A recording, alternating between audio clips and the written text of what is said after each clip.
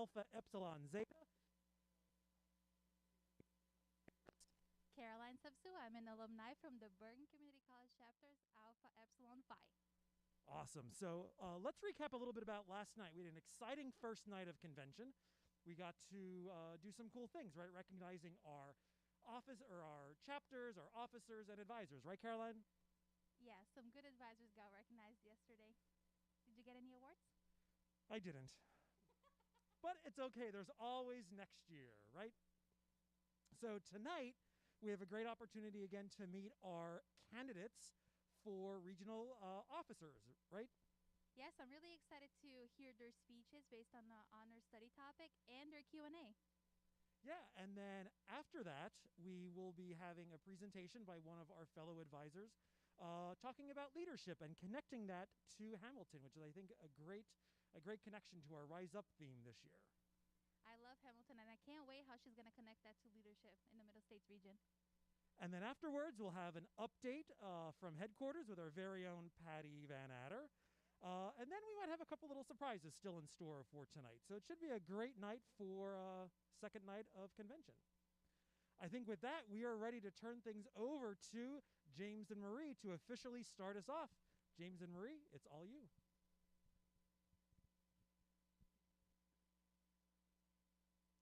Welcome back, Middle States. What an amazing night we had yesterday, didn't we, James? It was a very good night. We had tons of individual awards and chapter recognition, and we had such a good night. Hey, don't forget to use the hashtag MSRRiseUp. Take your photos, your screenshots, and just let us know that you're watching. In case you missed it last night, we're going to replay a very special message from Byron Terrell Clark. Brian Terrell Clark is an accomplished actor, singer, and songwriter who has performed in hugely successful Broadway shows in a wide range of popular television programming for various networks.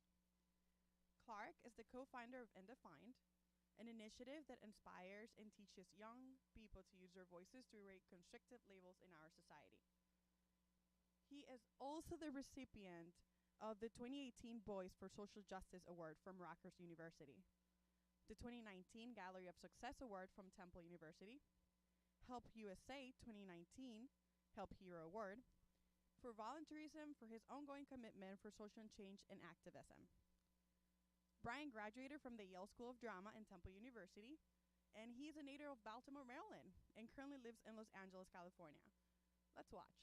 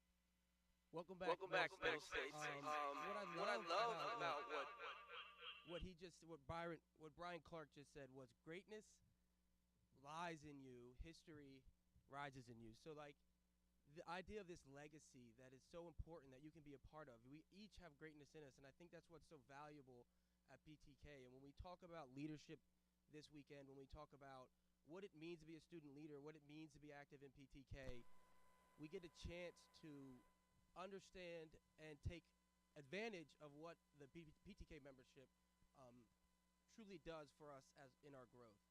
So my my legacy in PTK started when I was a member of Alpha Zeta Kappa at Delaware Technical Community College in Georgia campus. And I was just a regular chapter member. There was maybe 3 of us in a small chapter, but we knew that we had greatness in us. And I think what's amazing is we got to leave a legacy on that campus. And I decided that after I engaged at my chapter level, I wanted to engage on a regional level. And I got to be a part of the regional legacy of the Middle States region. And I think that legacy comes through with Byron Clark's message. You know, George Washington from Hamilton gave us a shout out. That just goes to show how influential we are in our area and that people notice the students that are a part of our region.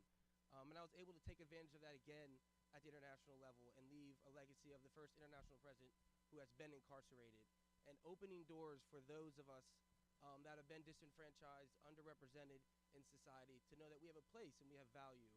And I think what's important today is to realize that the legacy is in you. I mean, you have what it takes today to change, to rewrite the past, to change the present, which is going to put a legacy for the future. And I think that if you value your PTK relationship, your engagement, you value your friendships in PTK, you will become a part of a bigger legacy.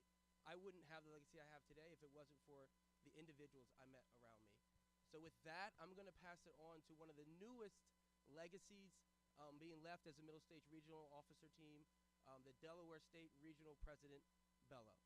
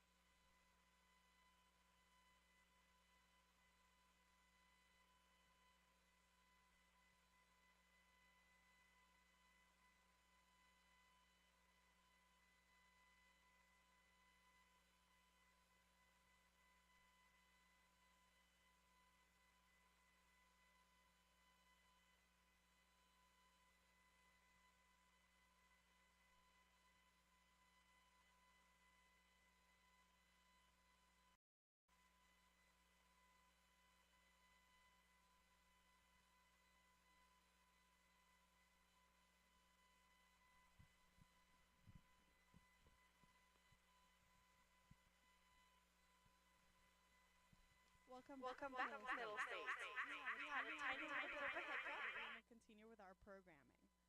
Um, we're now going to hear a little bit about the purpose of the honor study topic speeches and the campaigning for regional office. The honor study topic speech given by regional officer candidates sets our society apart from other honor societies.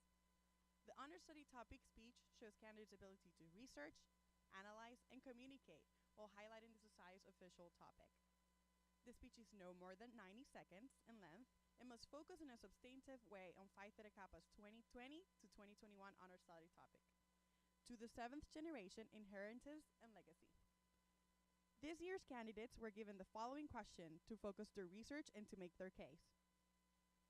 After the different year the Middle States region has just experienced, what is the potential significant legacy from 2020 that may shape our future for years to come?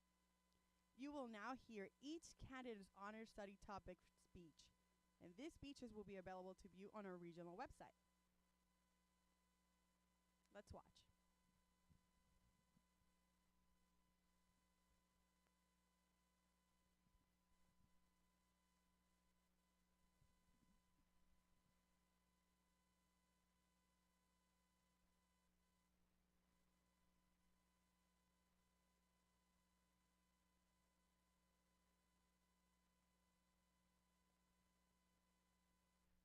I don't know about you, but I'm like super excited to watch these speeches. What do you think?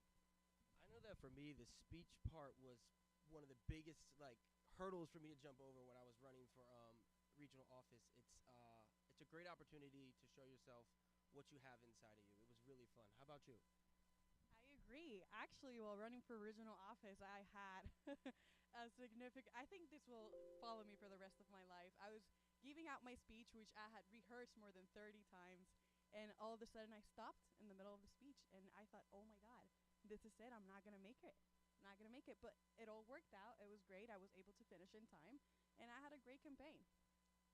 I think they have them ready. The speech is ready. Let's pass it over to them and let's see them. Good luck, candidates. I voted for the first time in the 2020 presidential election. I believe the unprecedented concerns brought about this election will shape the future of the United States voting system. The U.S. operates a decentralized voting system which fails to demonstrate best practices, resulting in ethical concerns over the election process. Since the beginning of our democracy, a voting system has been created in which typically two of the most popular candidates face off against one another. For almost 30 years, over 40 senators from 27 states were elected even though they had under 50% support from voters because of the current voting system. As a result, research demonstrates a need for experimentation in different voting systems. For example, ranked choice voting eliminates the already existing issues that occur in our current voting system, such as vote splitting, negative campaigns, and not electing the majority. Studies reported by the Represent Women organization have shown people of color and women have a higher chance of winning elections because of ranked choice voting. Having the option to rank your candidates ensures that the voting process is fair and just. Ranked choice voting has been gathering more discussion since the end of this election. The legacy of 2020 is that more young people are taking action by supporting other candidates, joining organizations about election processes, as well as communicating with our local government about implementing changes to our voting system.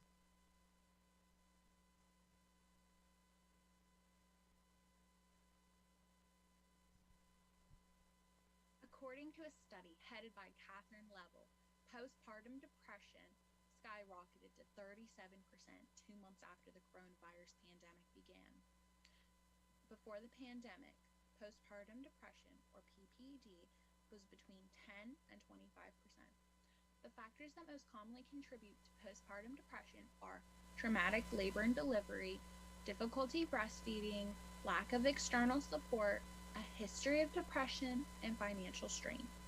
Due to COVID-19, more people are experiencing all of these factors. The atmosphere surrounding pregnancy, labor, and postpartum has become much more isolating, an effort to protect both mother and baby. Instead, it has affected the parents' mental health. The lasting effects of postpartum depression show through the children of those affected. According to Alana Netzi, children have more language development delays, emotional and behavioral disorders, and depression in the late teen years. Luckily, according to a study by Cherie Hoff, there is a hope for a break in the cycle. She notes a window of opportunity for early interventions to occur. By conducting more studies, creating intervention programs for the children, and providing more support for mothers suffering from postpartum depression, the opportunity to have a lasting positive impact on future generations is within reach.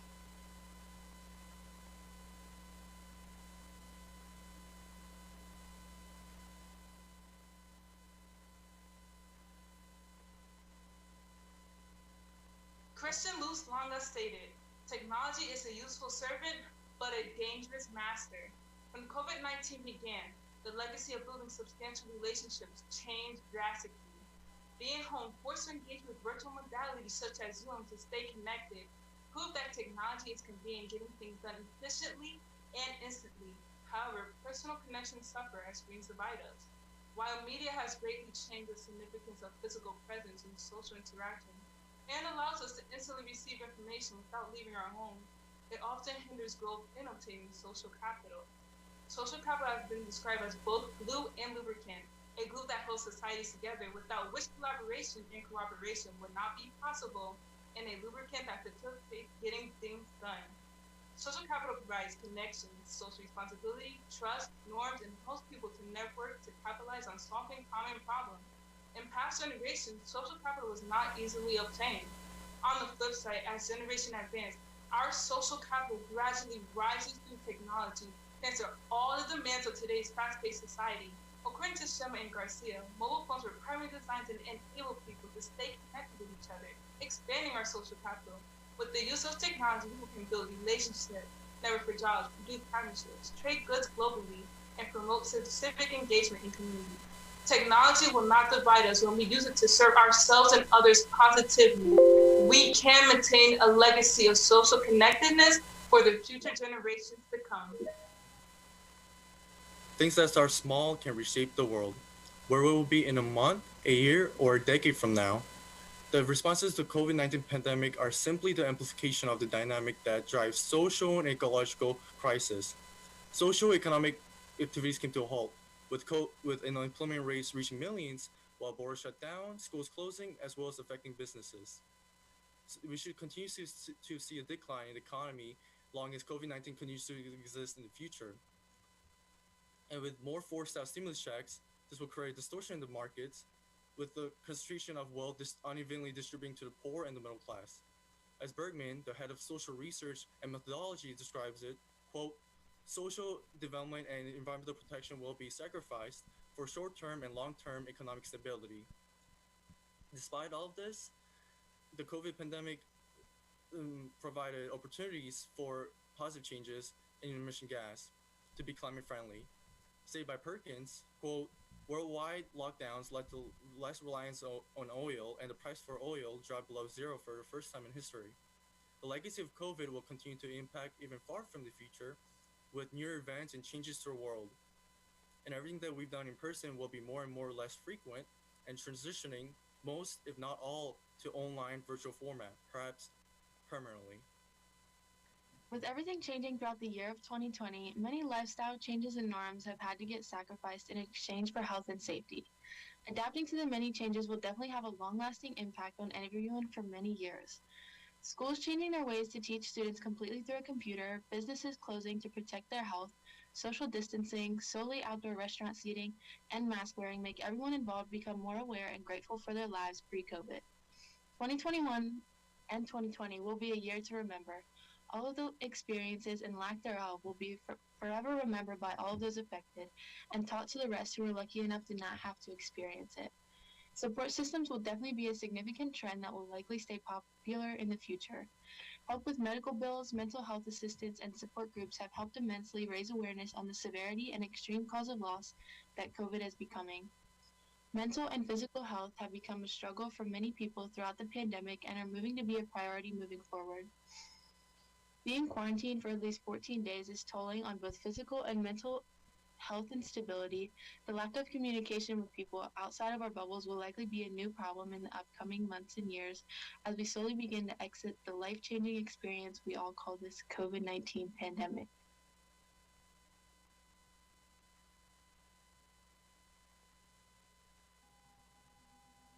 Hi, hello. My name is Ashley Marie Diaz, and I am a member of Alpha Eta Chi, which is in Passaic County Community College, and I am the membership coordinator. As years proceed, legacies are set for the next generation. Poverty, poor mental health, domestic violence, and child abuse all encompass the use of discouraging words, which drives the inheritance of rejection and low self efficacy. The famous saying, sticks and stones may break my bones, but words will never hurt me, has invalidated the impact of words. A CDC study in 2019 revealed that adversity What great increases the speeches from our likelihood of regional officer illnesses candidates. and early age death. In adverse experiences, abusive words of discouragement affect a child's developing self concept and brain function. Discouragement takes self belief and deprives it of confidence and drains the individual of mental and emotional strength. The result of discouragement is rejection. Psychologist Guy Wynn stated when a person experiences rejection, the same brain pathways light up when physical pain is felt. Positive affirmations will not work if not aligned with a personal belief system. Change starts with identifying value and believing it. Words can hurt, but worth is not determined by them. Expressive activities can be used to promote self worth into a belief system. Self belief can be a shield to the words that aim to hurt you, but you are capable and enough. You can exchange a legacy of rejection with an inheritance of self worth. Thank you.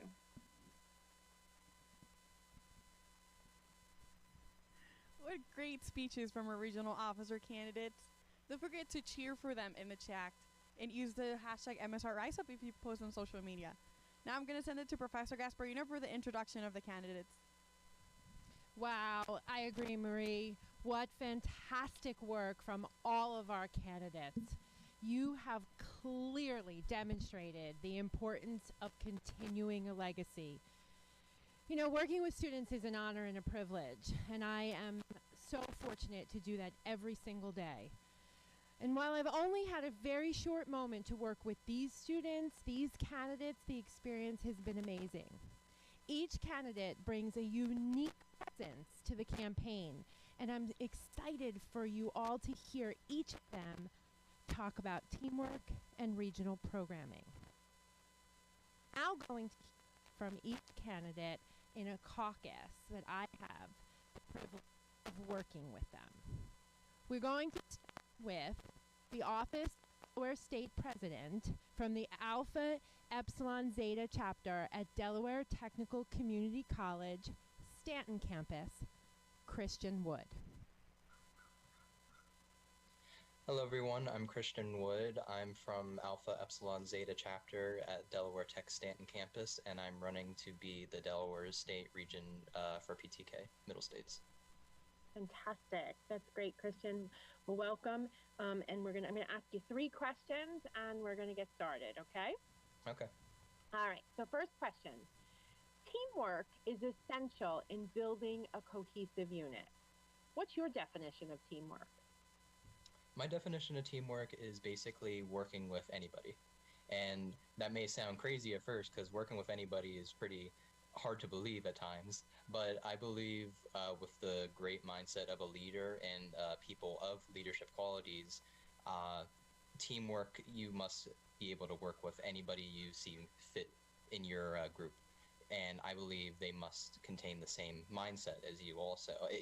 So as long as you are working with people who are on the same path as you and believe in the same qualities as you do, I feel like that's a great way to start developing teamwork.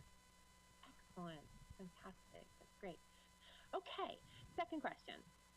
Regional officer teams choose projects to bring programming to the region. These projects should be reflective of chapters in the region and should focus on an area which most closely relates to the regional officer team's goals. From the following list, which area would you want to work on with your team and why? Scholarship, leadership, service, fellowship, college completion, transfer readiness, career readiness, diversity, equity, and inclusion, membership recruitment, or chapter engagement. And by that, would you mean my chapter or the region as a whole? As a regional officer, Yes. your team. Okay. What would your regional team? What would you want to work on with your regional team, and why? I believe leadership because, like I mentioned in the previous question, leadership is a very important quality in PTK, in life as a whole. And without leadership, I feel that some people just don't know where they're going in life. They're just, you know, either working or doing schoolwork without any thought or care in the world. They just want to get it done, because that's the mindset I feel like I had in the before I started to be a college student at Delaware Tech. With some guidance with Mike McCluskey, our chapter advisor, he has pretty much helped me throughout my time here at Del Tech, and has shown me leadership qualities that I can learn from him and other fellow students at Alpha Epsilon Zeta.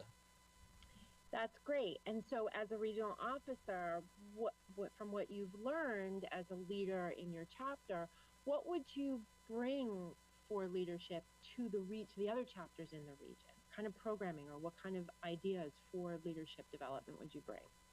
I would think of have our activities that we do as Middle States region.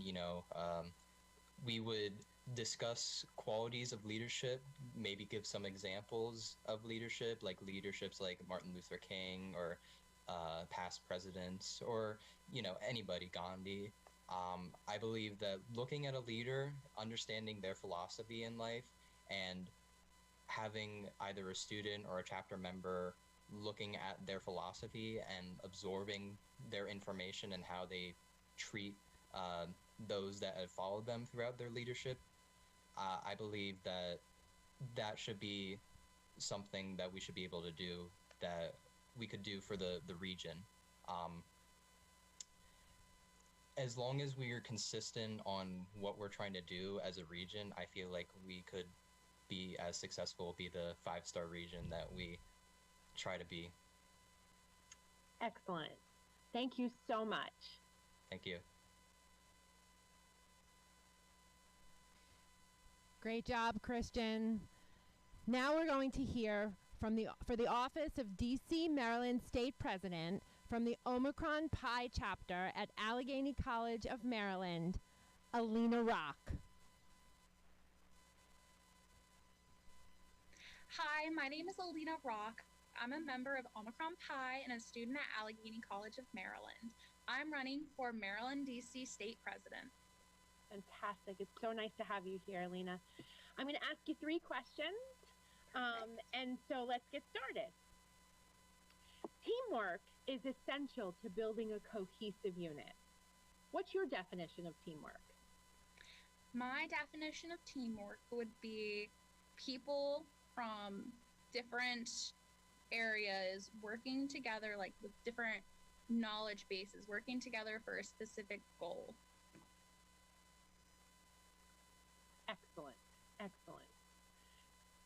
Next question. Regional officer teams choose projects to bring programming to the region. These projects should be reflective of the chapters in the region and should focus on an area which most closely relates to the regional officer team goal. Okay. Read you a list, and from the list, which area would you want to work on with your team and why? Scholarship, leadership, service, fellowship, college completion, transfer readiness, career readiness, diversity, equity, and inclusion, membership recruitment, or chapter engagement. I'd have to say fellowship. And the reason I would choose this is because the current pandemic climate that we're in, people are really losing touch with each other, and it's really not being a good thing for everybody's mental health. And so being able to build the self up by building other people up at the same time is so important. And for any future progress to be made, we all have to really self-focus and build each other up to get just be one, and then we can go on and fix a lot of stuff and keep going forward. So we all need to be together. That's great. Excellent. So with the idea of fellowship and the idea of being in the virtual world and needing to do things differently, as a regional officer with your team, what might you bring to chapters in the region about programming for fellowship? Let's see. Because we're lucky in the way that we have such a unique way of communicating with each other by using all the computer programs and all the social media platforms. And so really getting involved with those and having things that really bring people together that they can like pick up, say like we just had St. Patrick's Day, so like I'm thinking of like something 4-leaf clover related or green or something. It's like everybody has this item and they're all connected and they can see each other's faces through the screen, and they can just like be one, just knowing that there's other people out there. And it's like we all have our PTK pens and everything. And so like that kind of like, it's like, okay, we're basically the same and we're in this hard thing, but maybe we'll definitely be getting out of this. But for the time being, we all have this similar thing and we're gonna talk to each other and we'll make it work. That's great. Excellent. Fantastic. Great job. Great job, Alina. We're now going to hear for the Office of New Jersey State President from the Alpha Eta Chi chapter at Passaic County Community College, Raven John. Hello, my name is Raven John, and I am the candidate for New Jersey State President of the Middle States region. Thanks, Raven. Can you tell us what chapter and college you're from? I'm from the Alpha Eta Chi chapter at Passaic County Community College. Excellent, excellent, and welcome. So I'm going to ask you a few questions, right? Just take your time, think about your responses, and we'll get started, okay? Awesome.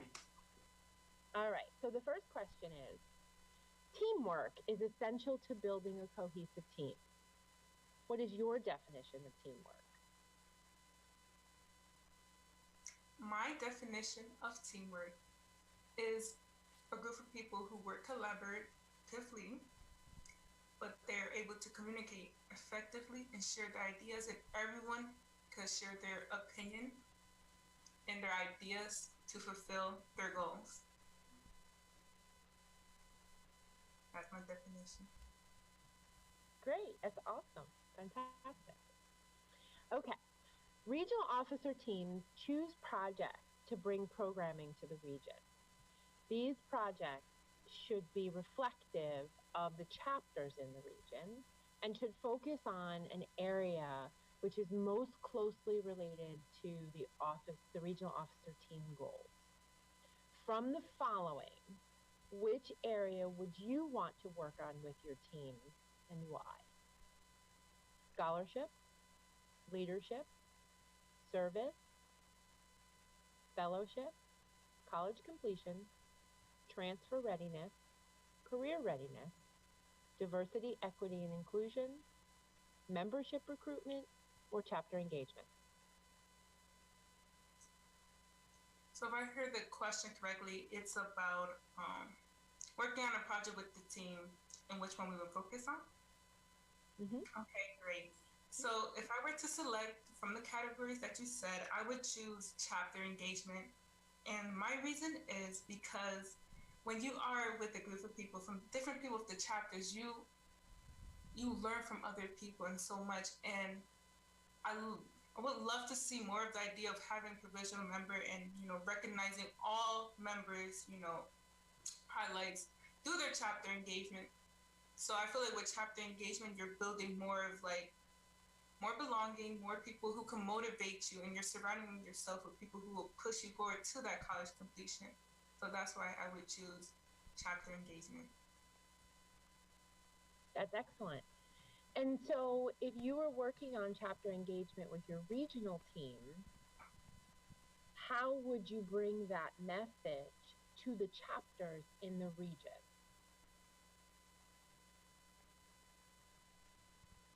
So working with the regional team to bring that message to the chapters in the region, it would be awesome to, send, invitation and invite people what we're trying to plan on together and starting a way to chapter engagement.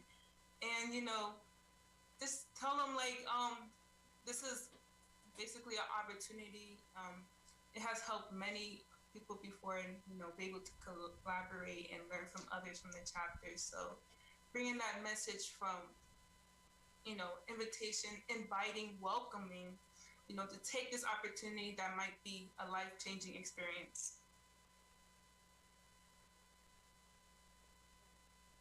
Fantastic. Excellent. Thank you, Raven. Thank you, PG.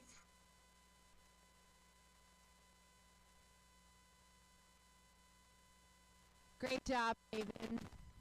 We're now going to hear for the office of Pennsylvania State President from the Beta Beta Chi chapter at Northampton Community College, Monroe campus, Sung Kim. Hey, my name's Sung Kim. Do you want me to continue? My name's Sung Kim. I'm from the Beta Beta Chi chapter of PTK. Currently running for PA Regional State President. I'm from Northampton Community College. Fantastic. That's great, Sung. It's good to have you here. We're going to get started. I'm going to ask you 3 questions, so just take your time in answering them, and we'll get started. Okay. Okay. Your first question is, teamwork is essential in building a cohesive unit. What's your definition of teamwork?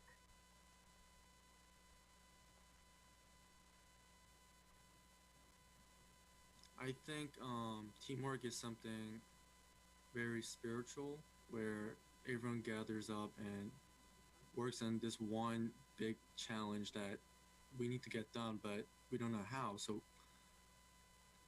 it's a hard thing to explain spiritual because I'm a math guy in a scientific sense, but I think there's more than spiritual. That's all I have to say. Okay, great, fantastic. All right, so your next question. Regional officer teams choose projects to bring programming to the region.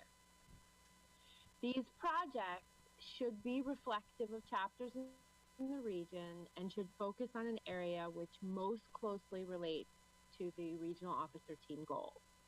I'm going to read you a list, and from the following, which area would you want to work on with your team and why? Scholarship, leadership, service, fellowship, college completion, career readiness, transfer readiness, diversity, equity, and inclusion, membership recruitment, or chapter engagement.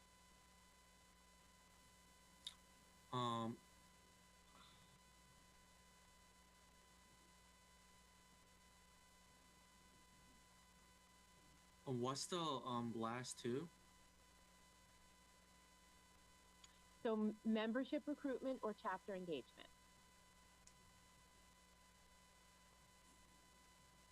I really want to work with scholarship, because I know one thing that a lot of students are facing is student debt and like a lot of financial insecurities that they have to face, especially during the pandemic. And I've noticed a bunch of students, the general consensus is that a lot of students are having a really difficult time paying off college loans and tuition yearly, day by day basis, and it's becoming a really huge problem. So it's something that I really want to tackle and give more scholarships to students with merit. Okay, and so if you and your team were working on bringing the idea of scholarship or more awareness to scholarship to chapters in the region, what might you think about doing as a regional team, bringing that information to chapters? Sorry, I'm lagging a little bit. Can you repeat that? You're like static a little bit. Sure. So if scholarship is something that your team was working on, what might you do as a regional team, or what might you suggest to the team to bring scholarship awareness to chapters in the region? What kind of programming? Well, I can't really guarantee a program since you really have to adapt to your surroundings, and then the team that you work with really depends on the strengths that they have and the strengths that you have as a leader. So it really comes down to in what situation would you create the program, and for what situation would this be accomplished in. So I really can't give you a really straightforward answer for this one, but I wish I could. But it's more complicated than just, oh, let's build program and scholarships for everyone. Woo, let's go. So. Right. Okay, great answer. Fantastic. That's awesome. Thank you so much. No problem.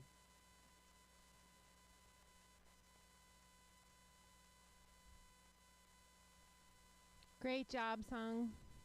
We now have 2 candidates for the office of Middle States Regional President. Our first candidate from the Alpha Pi Omega chapter at Salem Community College in New Jersey, Morgan Crispin. Hi, my name's Morgan Crispin. I'm currently running for Middle States Region President. I'm from Alpha Pi Omega at Salem Community College in New Jersey. Great. It's good to see you, Morgan. Okay, I'm going to ask you a few questions, so let's get started. All right, first question. Teamwork is essential to building a cohesive unit. What is your definition of teamwork? Teamwork for me is something where we can, all aspects of the team can come together and everyone can formulate some cohesive plan that works for everyone, comes to everyone's standards, and sort of everyone has their own little piece in the whole big part of the plan. So it all just comes together collectively. Everyone can work in a positive environment together. Excellent. Fantastic. That's great. Okay, next question. Regional officer teams choose projects to bring programming to the region. These projects should be reflective of the chapters in the region and should focus on an area most closely that relates to the regional officer team goals. From the following list, which area would you want to work on with your team and why? Scholarship, leadership, fellowship, service, college completion, transfer readiness, career readiness, diversity, equity, and inclusion, membership recruitment, or chapter engagement? Wow. I think they're all really important, but I think what would be most applicable for everyone in a community college would be career preparedness, career readiness, because we're all coming from a community college to go into either a 4-year school or into a new career. So we all need some sort of preparedness. We all need kind of like a step up to make sure we're all prepared for the next step in our lives, no matter what that is. And I think career preparedness, career readiness will get everyone ready for wherever our next step might take us, and we're all going different directions. That's fantastic. That's really interesting. So in the idea of career readiness, how would you work with your team to bring programming like that to the region, to the chapters in the region? I think for me, guest speakers do a lot of bring other people's experience and what helped them prepare for their careers or prepare for whatever workforce they were going into really helps me put it into perspective from my life. So I think a lot of hands-on things like that, the sort of conventions and hands-on things that we can see and hear and listen to everyone's personal stories and apply them in some sort of way to our lives based on their experiences.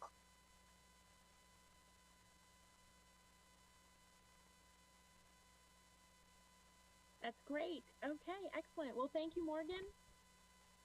Thank you.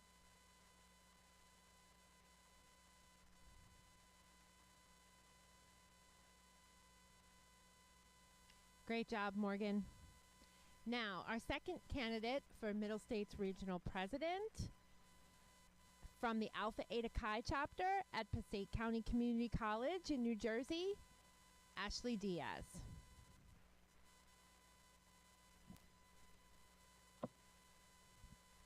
Hi, I'm Jennifer Gasparino. I am the Middle States Regional Coordinator, and I'm so happy to be here with you today. Tell us who you are. My name is Ashley Diaz, and I'm running for Middle States Regional President. Fantastic. Welcome, Ashley. It's so good to be with you. I've got a few questions for you today, and I know the region is really excited about hearing from you. So let's get started, okay? Awesome. Okay, your first question is, teamwork is essential to building a cohesive unit. What is your definition of teamwork? My definition of teamwork is knowing each other's weaknesses and strengths and learning how to benefit each other whenever there's a lack, or whenever if we know there's a benefit, we can definitely play on those things, right? So, definitely if one person's strength is organization, we'll allow that person to lead us in organization. If someone lacks in organization, we know to pair that person with the person who's strong, right? So I just think it's about linking together and benefiting each other in those areas. Fantastic. Thank you. Okay, your next question. Regional officer teams choose projects to bring programming to the region. These projects should be reflective of chapters in the region and should focus on an area which closely relates to the regional officer team goals. From the following areas, which would you want to work on with your team and why? Scholarship, leadership, service, fellowship, college completion, transfer readiness, career readiness, diversity, equity, and inclusion, membership recruitment, or chapter engagement. Thank you, PG. I love this question. I feel that I would definitely focus on college completion, just because of the fact that there's so many different opportunities in Phi Theta Kappa, and once somebody becomes emerged, they have the opportunities in some way to have each part. But I do believe that one circumstance that can't be avoided is the possibility that a student might not be able to graduate, right? If, depending on their circumstance, if they're a single parent or if they're facing some circumstance at home, finance, whatever there may be. And I feel that that's something really important to focus on if I had a team to focus that on. So definitely college completion would be something that I would love to focus on. Okay. So along those lines, in college completion, how do you think bringing college completion initiatives to the region can help the chapters in the region? I think that college completion can help every single chapter, just because there are eligible members who may feel that, I'm eligible, I have the 3.5, but I'm not sure if I'll even finish the semester. And I feel that if each chapter knew that might be an obstacle, they can focus on that and help their eligible members or prospective members, provisional members, and doing some form of outreach, connecting to their campus's resources and helping those students. So if it's circumstance that's stopping them from being a PCK member or completing, they'll have the answers. That's great. Thank you, Ashley, and good luck to you. Have a wonderful day. We'll see you later. Thank you.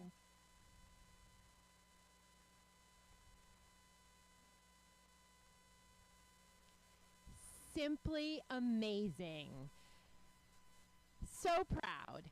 Congratulations to all the candidates. You did such a great job. Now, a reminder about voting. So I'm calling on all of our advisors. Remember, you will be responsible for casting the vote on behalf of your chapter. Remember, we're doing different, not difficult. So please consult with your chapter members prior to casting the vote. Make sure that you cast a vote for every position, even those that are uncontested. All chapters place one vote for all positions, regardless of state. So make sure you click a box for every candidate.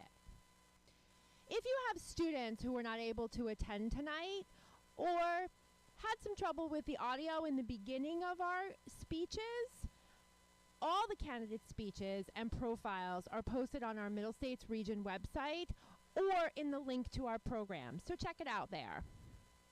At 7:30, we launched an email to all of you, all of our Middle States advisors, with the link to the ballot. So make sure to check your emails.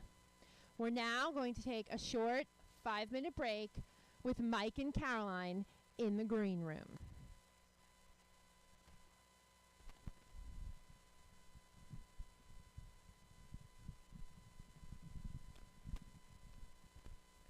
And we are back.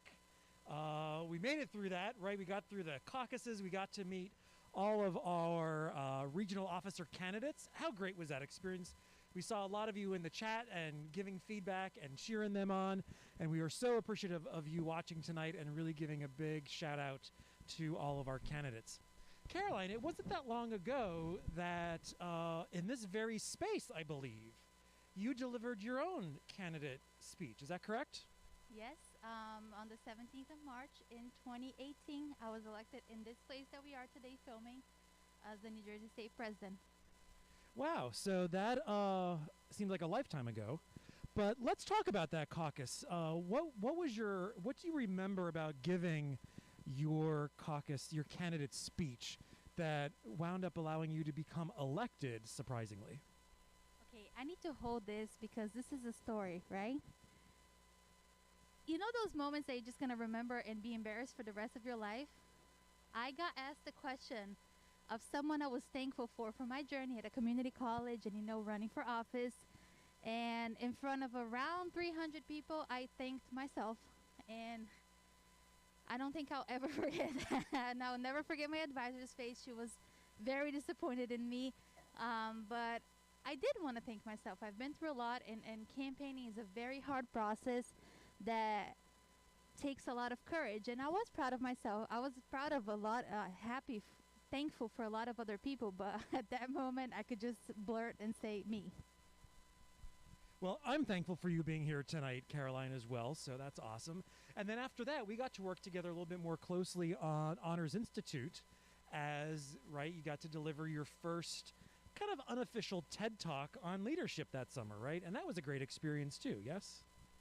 Well, I gave my speech, stepped out of the stage, and cried, so it was great.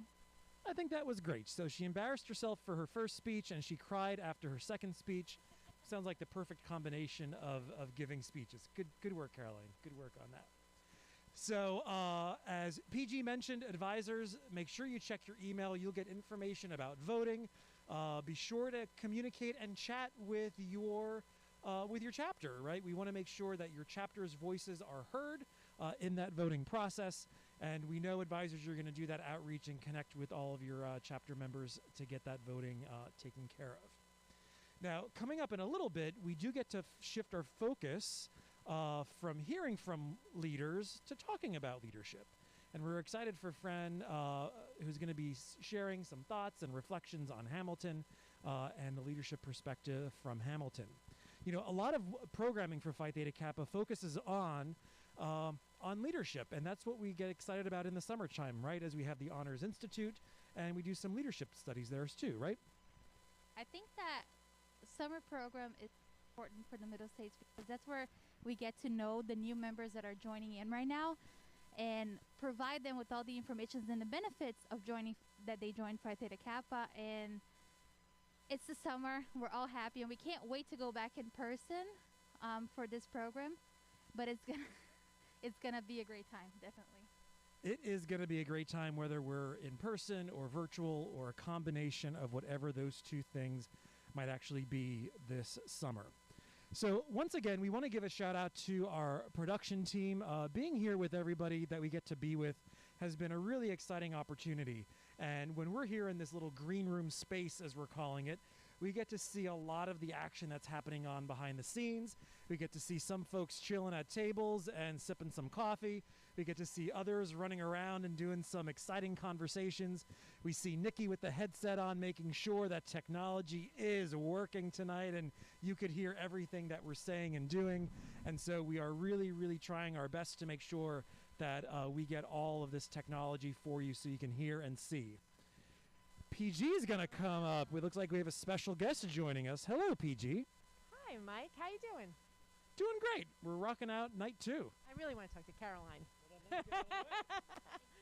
I just wanted to tell you that I think your story about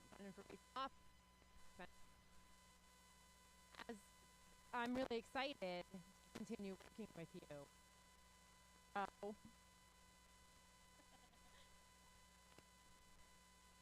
Running for regional office was an amazing experience in itself, but it gave me a lot of friends, and getting to work with such fantastic people is something that we're looking forward to all the new, to all the candidates and to the candidates elected. And we have an exciting year ahead, and we are trying to make it different, not difficult. And we can't wait for the rest of convention and to give a lot of awards and celebrate a lot of amazing work that you've done through this year. Mike? Thank you. And yes, Caroline is a pro, a past regional officer. She officially got her pin tonight. I think as we go over to James and Marie soon, they're wearing some new bling tonight as well, getting some of their past officer pins this evening. So it's been a great night for us and a great night, hopefully, for all of you watching at home. We are almost ready to go back to our program. Hey, Middle States. I hope everyone is having a great time watching the 34th Regional Convention. I'm honored to introduce tonight's keynote presenter, who I am grateful to know as my chapter advisor. Frances Fran Bochelle was born and raised in Brooklyn, New York. She began her college career at Chestnut Hill College in Philadelphia, Pennsylvania, and majored in political science and human services. Her original plans were to go into politics upon graduation. However, after completing an internship on Capitol Hill, she quickly realized her passion was student affairs. As an undergraduate, she served as a resident advisor, orientation leader, and AmeriCorps scholar in service for Pennsylvania. After graduating from Chestnut Hill College, she went to West Chester University of Pennsylvania and received a master's degree in counseling and higher education in student affairs. Shortly after graduating, Fran accepted the position of Assistant Director of Residential Life and Leadership Development at Cedar Crest College in Allentown, Pennsylvania. During her time at Cedar Crest College, she wore many hats within student affairs, including serving roles within Orientation, Multicultural Center, teaching a first-year introductory course, and serving as a club advisor to multiple student organizations. In April of 2019, Fran accepted the position of Assistant Director of Student Life and Leadership Development at Northampton Community College, Monroe. Shortly after starting at NCC, she was asked to join the PTK advisor team for Beta Beta Chi. Since joining as a co-advisor, she has completed a 5-star advisor plan and earned a Leadership Development Studies certification in November of 2020. She also won regional and national advisor scholarships for conventions for 2020. Fran and the Beta Beta Chi advisor team, which includes Belinda Bartholomew and Sonia Massey, were named Club Advisors of the Year for 2020 by the Monroe campus NCC. She currently has many other roles within the college, including advising student governance, event planning, and serving on many committees at NCC, including teaching as part of the Equity Certificate for faculty and staff, orientation, retention, college life, and the culture of care. Her passion is working to create a positive and inclusive college environment for students to pursue their academic goals and professional dreams. As a lifetime Girl Scout and Gold Award recipient, Fran believes in making places better than she found them. She's a proud member of the Junior League of the Lehigh Valley and is currently involved in the Women's Leadership Program through the Lehigh Valley Chamber of Commerce. Fran is very grateful for the support of her wonderful and large family, including her mother, father, aunt, godchild, and countless aunts, uncles, and cousins. She is also honored to have many supportive friends, coworkers, and co-advisors at NCC. When she is not at work, she loves traveling, which is currently on pause due to COVID-19, cooking, Broadway movie trivia, and volunteering. Without further ado, from my home chapter, Fran Bochelle.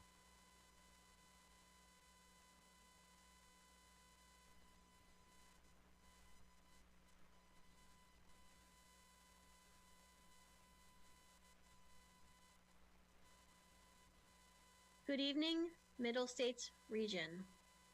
My name is Frances Bochelle, and I am one of the proud advisors for Beta Beta Chi.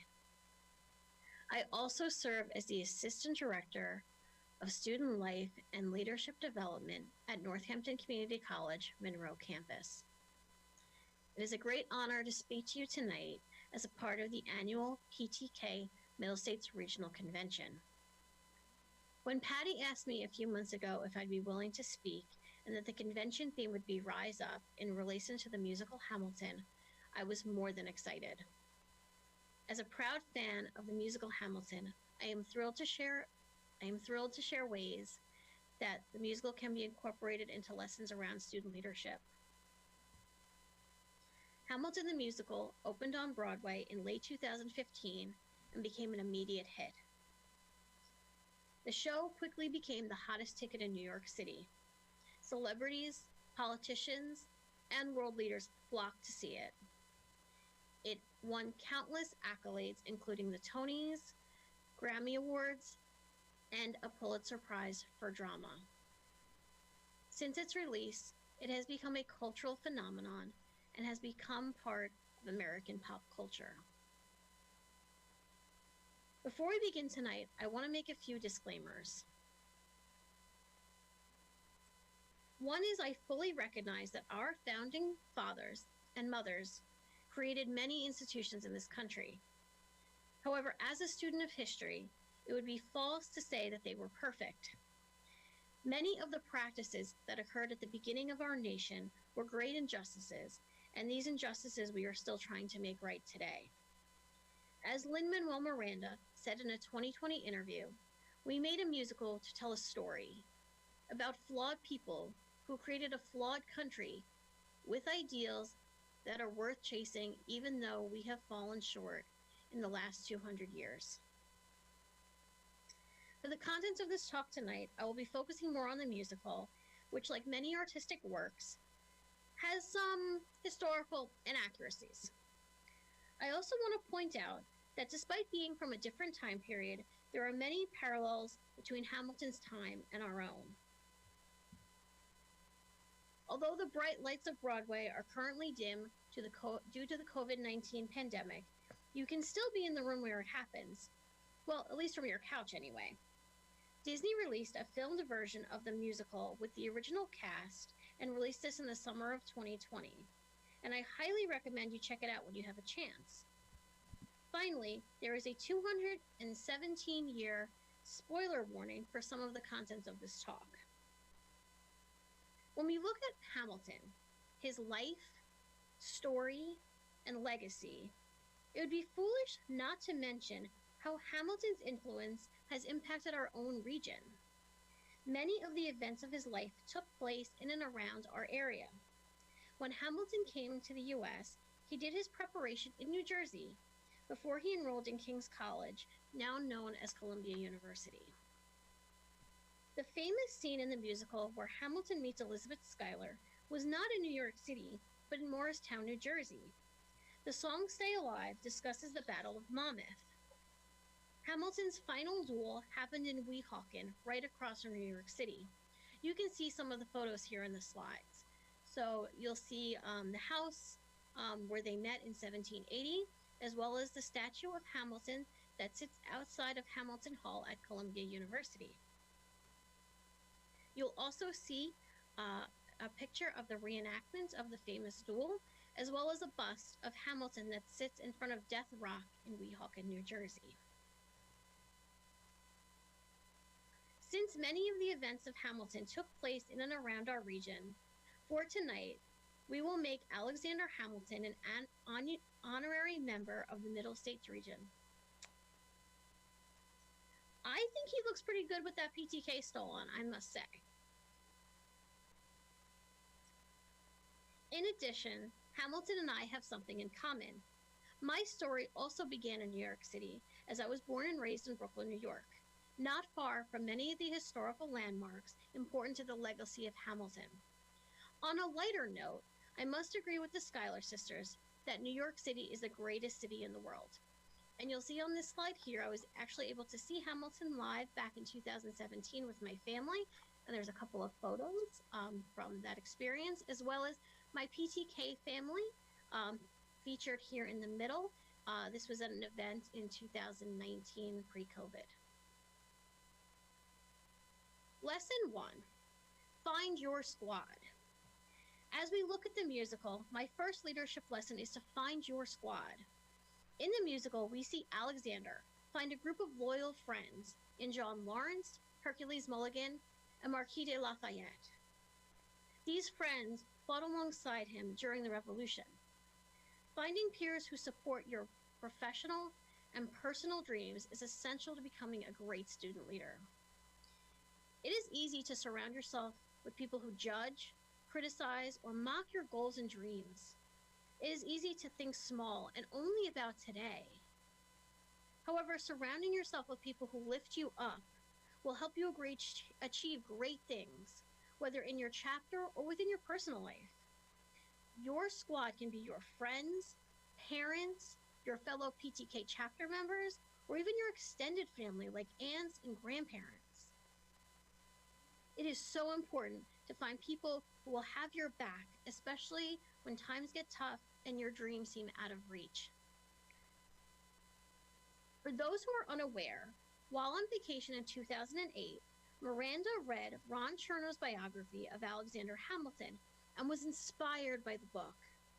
I have no doubt that when Miranda went to his musical collaborator, Alex Lacamoire, and said he wanted to write a hip-hop concept album about the first U.S. Treasury Secretary, there may have been some doubts about how this was going to work. Miranda had just won a Tony for his musical In the Heights, and there was a lot of pressure about what his next project would be. On May 12, 2009, Miranda and co-arranger Alex Lacamoire were asked to perform at the White House Evening of Poetry, Music, and Spoken Word. When Miranda began to explain his newest project, he described it as one of someone who embodies hip-hop, U.S. Treasury Secretary Alexander Hamilton. Everyone in the audience gently laughed and smiled in disbelief, including former President Obama and First Lady Michelle. Lin-Manuel Miranda exclaims gleefully, "You laugh, but it's true," and proceeds to explain his argument. It is only until he begins to perform the first bars of the opening track, which will eventually become the opening song, Alexander Hamilton, when the crowd is stunned by the elegance of the words and music to describe this founding father. After that, no one in the crowd had any doubts that this was going to be something special and received a standing ovation at the end. If you have a chance, definitely check out this video on YouTube. Throughout my life, I have been blessed with an amazing squad of individuals who have supported my dreams and aspirations. These are the people I turn to when I'm stuck on a problem, searching for advice, or need a pick-me-up after a hard day. These are the people who believe in my dreams, and in turn, I support them in achieving theirs. From my family, to my friends, current and previous coworkers, to my PTK co-advisors, these people help me make my dreams realities. However, finding a squad or a supportive network does not necessarily happen overnight. It takes time, so do not be discouraged if it takes some time to find the right people to support you, and this can be a work in progress. Lesson 2. Mentorship is key to success. We can take away from the musical Hamilton is the need for mentorship. In the first act, we see General George Washington mentor Alexander Hamilton after seeing Hamilton's writing strength. Hamilton was by his side and both risked their lives throughout the war. This bond carries throughout the Constitutional Convention and into Washington's eventual retirement. Mentorship, however, is not just for historical figures. Mentorship is the key for any student leader. I, for one, can speak to the fact that I had many wonderful mentors throughout my college career who wanted me to do better.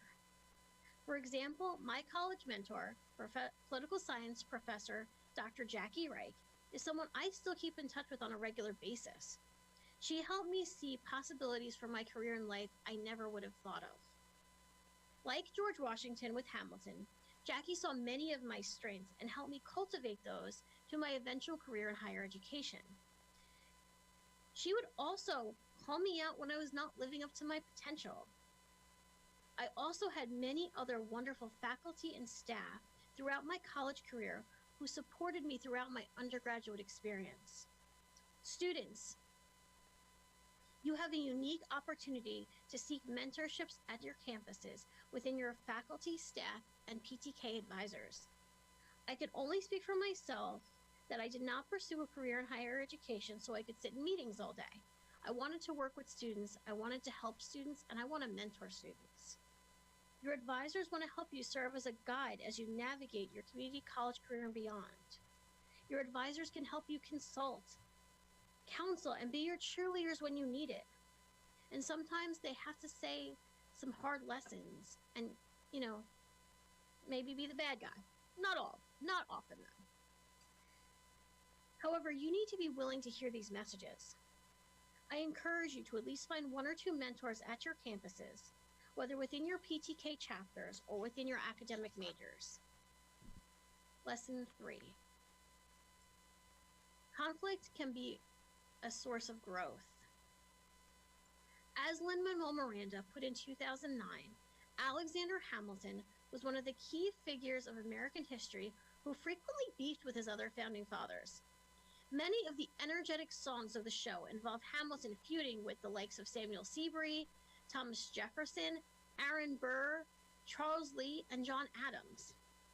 He also famously punched the bursar at Princeton College, an action I do not recommend. Although I am not endorsing verbal altercations with the people in your life, I think sometimes we fear conflict instead of addressing serious issues. In the musical Hamilton, he says to Aaron Burr, "I would rather be divisive than indecisive. Drop the niceties." Again, the parallels to history are clear. Like today's political climate, there is great division amongst many sides. We can often become scared of what others may think or that we may make enemies. Unlike in Hamilton's time, we have such things as Twitter and social media, which can make arguments downright ugly. Oftentimes, social media can be used as a platform to make situations worse instead of finding common ground or positive solutions. Therefore, mentorship is so crucial because mentors can help you when conflicts arise, whether within your chapter or other areas of your life, and they can help you find practical solutions. Lesson 4. Your starting line does not define your finish line. As we look at the life of Alexander Hamilton, we see a man who was an orphan, poor immigrant, who becomes the right-hand man of the first president of the United States. One historian put that Hamilton's upbringing was dysfunctional, and his rise to power was due to his personal strengths and some good fortune. He also was the same age or around the same age as many of you here tonight when the revolution began. He became a high-ranking official who helped create many of the institutions of our country, including the Coast Guard, the U.S. Mint, and the First National Bank. We also see Aaron Burr, who was the son of a wealthy family from New Jersey who was orphaned at a young age. He was admitted to Princeton College at the age of 13. However, when we look at the history of these men, history remembers them very differently. Hamilton is often looked at fondly, where Burr is seen as an enemy or a villain. After Hamilton's death, Burr becomes exiled from political life. He mourns the death of his beloved daughter before dying in 1836, financially ruined. Although it is certainly more complex than good guy versus bad guy, it is a clear example of just because you were born into privilege does not mean your final story will have a happy ending. Your start in life does not dictate your finish line. On the musical front, musical or co-arranger Alex Lacamoire has struggled with hearing loss since he was a child and uses hearing aids. Javier Munez, who eventually replaced Lin-Manuel Miranda in the role of Hamilton, is one of the first openly HIV-positive actors on Broadway and a cancer survivor. As this is March, and in celebration of Women's History Month, this is a great opportunity to talk about Elizabeth Schuyler. Elizabeth Schuyler, who was Alexander's wife, has been described by Smithsonian Magazine as deserving a musical in her own right. Although she ran the household during Alexander's life, she helped write many of the famous speeches, including Washington's farewell address. Although hurt by her husband's scandal, she continued to be his advocate and worked to keep his legacy alive long after his death.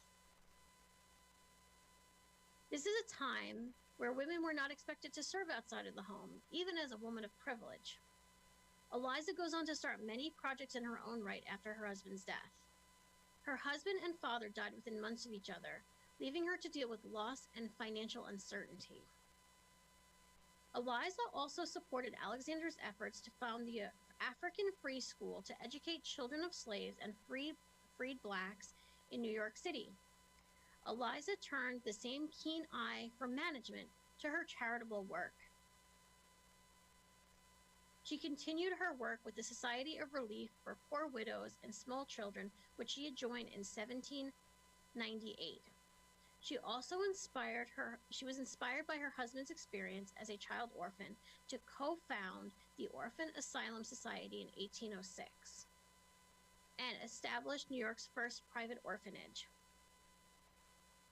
After the scandal of the Reynolds pamphlet, Alexander Hamilton had fallen out of favor, and now his political rivals were working hard to minimize his contributions.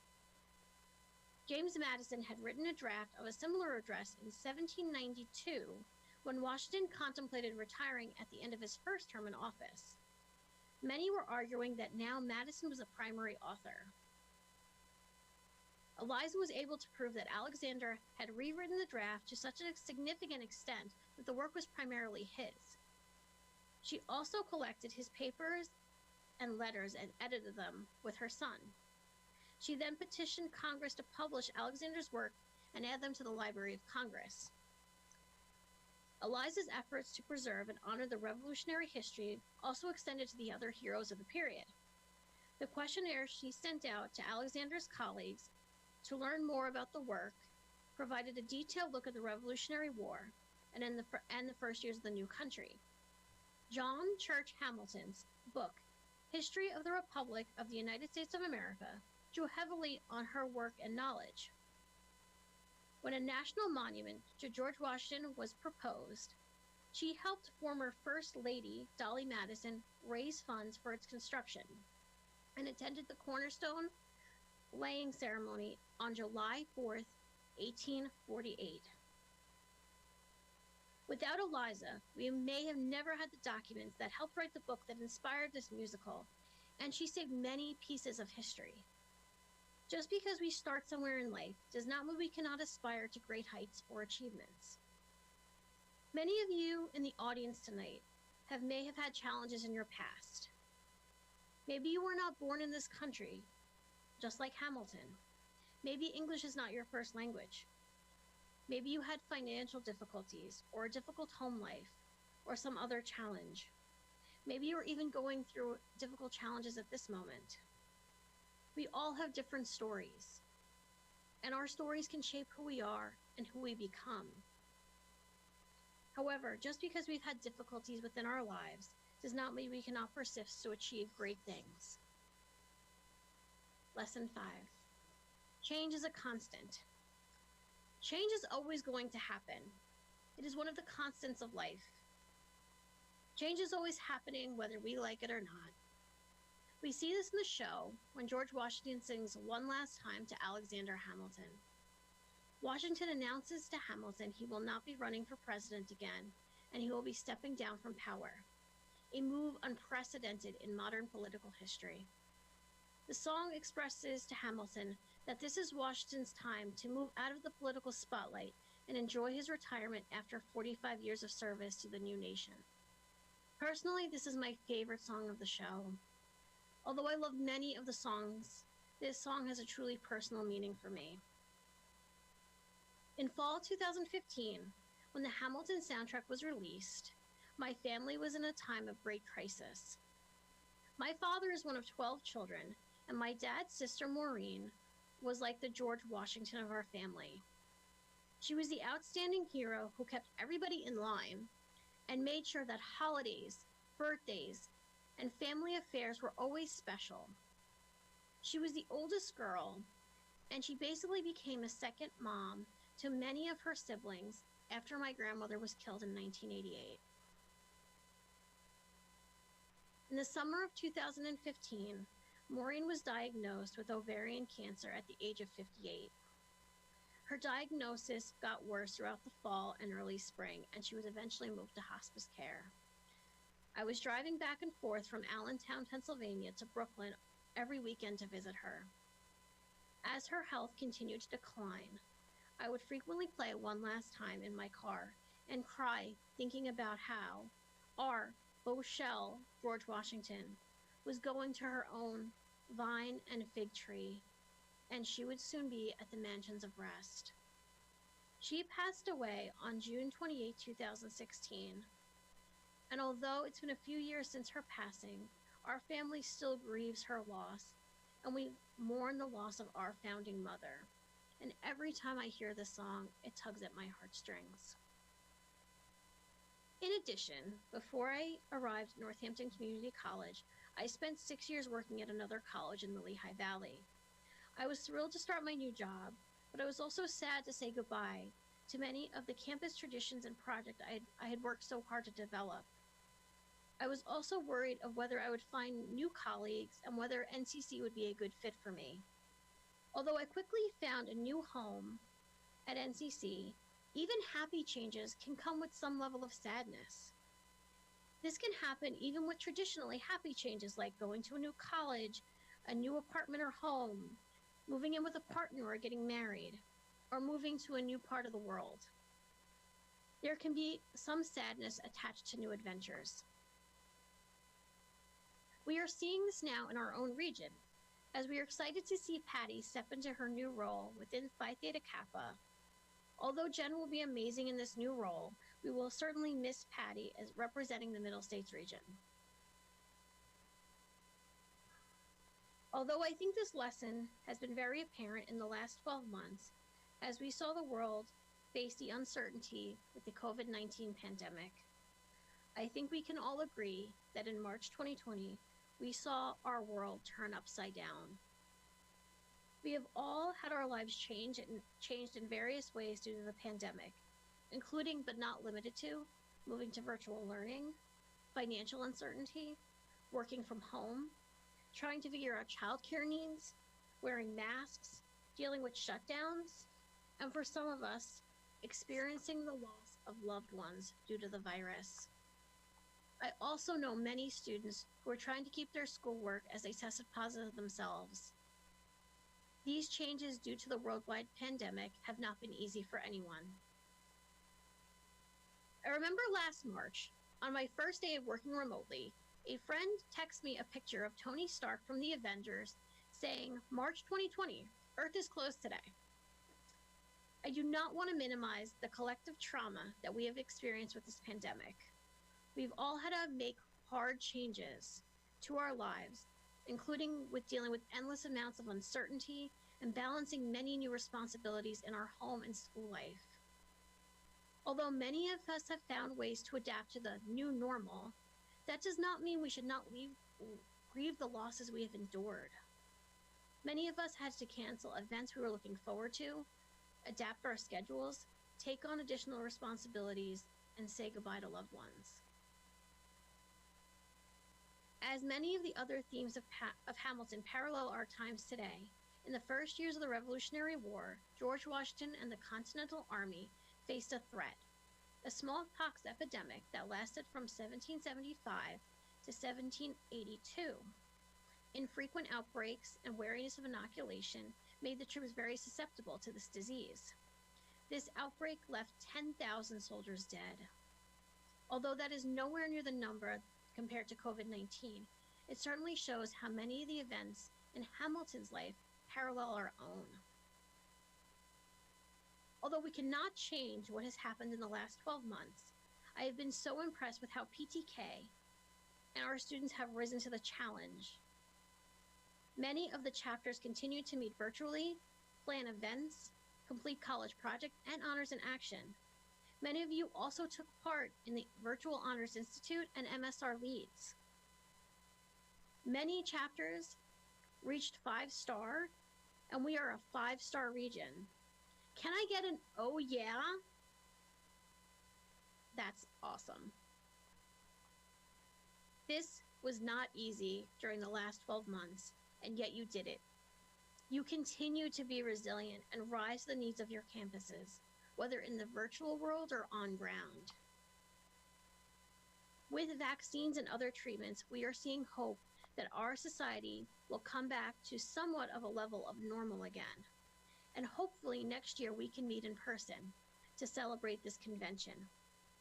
However, no matter what happens, I have no doubt that PTK students and advisors will continue to produce excellent work within your chapters and within our region. In the meantime, it is important to recognize that we need to grieve what we've lost in the last year.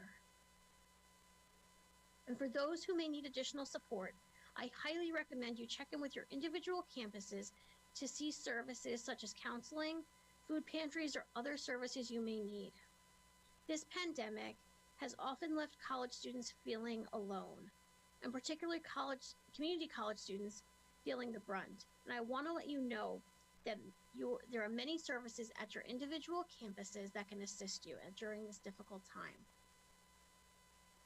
Lesson 6, take time for self-care. In Act 2, we see Alexander not go to the country with his family to work, despite pleas from his wife and sister-in-law that he needs a break. He is overworked and ends up making a poor decision that later impacts his reputation and marriage. Often we push ourselves to the breaking point in our American culture, where rest is seen as a reward versus necessary in order to stay healthy. When we are overworked, we can often cut corners and do not always make the best decisions. I'm not necessarily saying that you're going to get into a national scandal like Hamilton, but especially in college, it is easy to be tempted by procrastination, reckless behaviors, such as abusing drugs or alcohol, posting inappropriate things on social media, spending money you may not have, or other things that could hurt your future and your reputation. Self-care can look different for everyone, but I highly encourage you to find something that works for you. This can be anything from exercising, reading, listening or playing with music, spending time with pets, or family and friends, whether in person or through Zoom, or volunteering. In the struggle of this pandemic, it has not been easy, but I highly encourage you to find self-care that works for you. Michelle Obama said in a 2019 interview, "Over the years, I've recognized something important.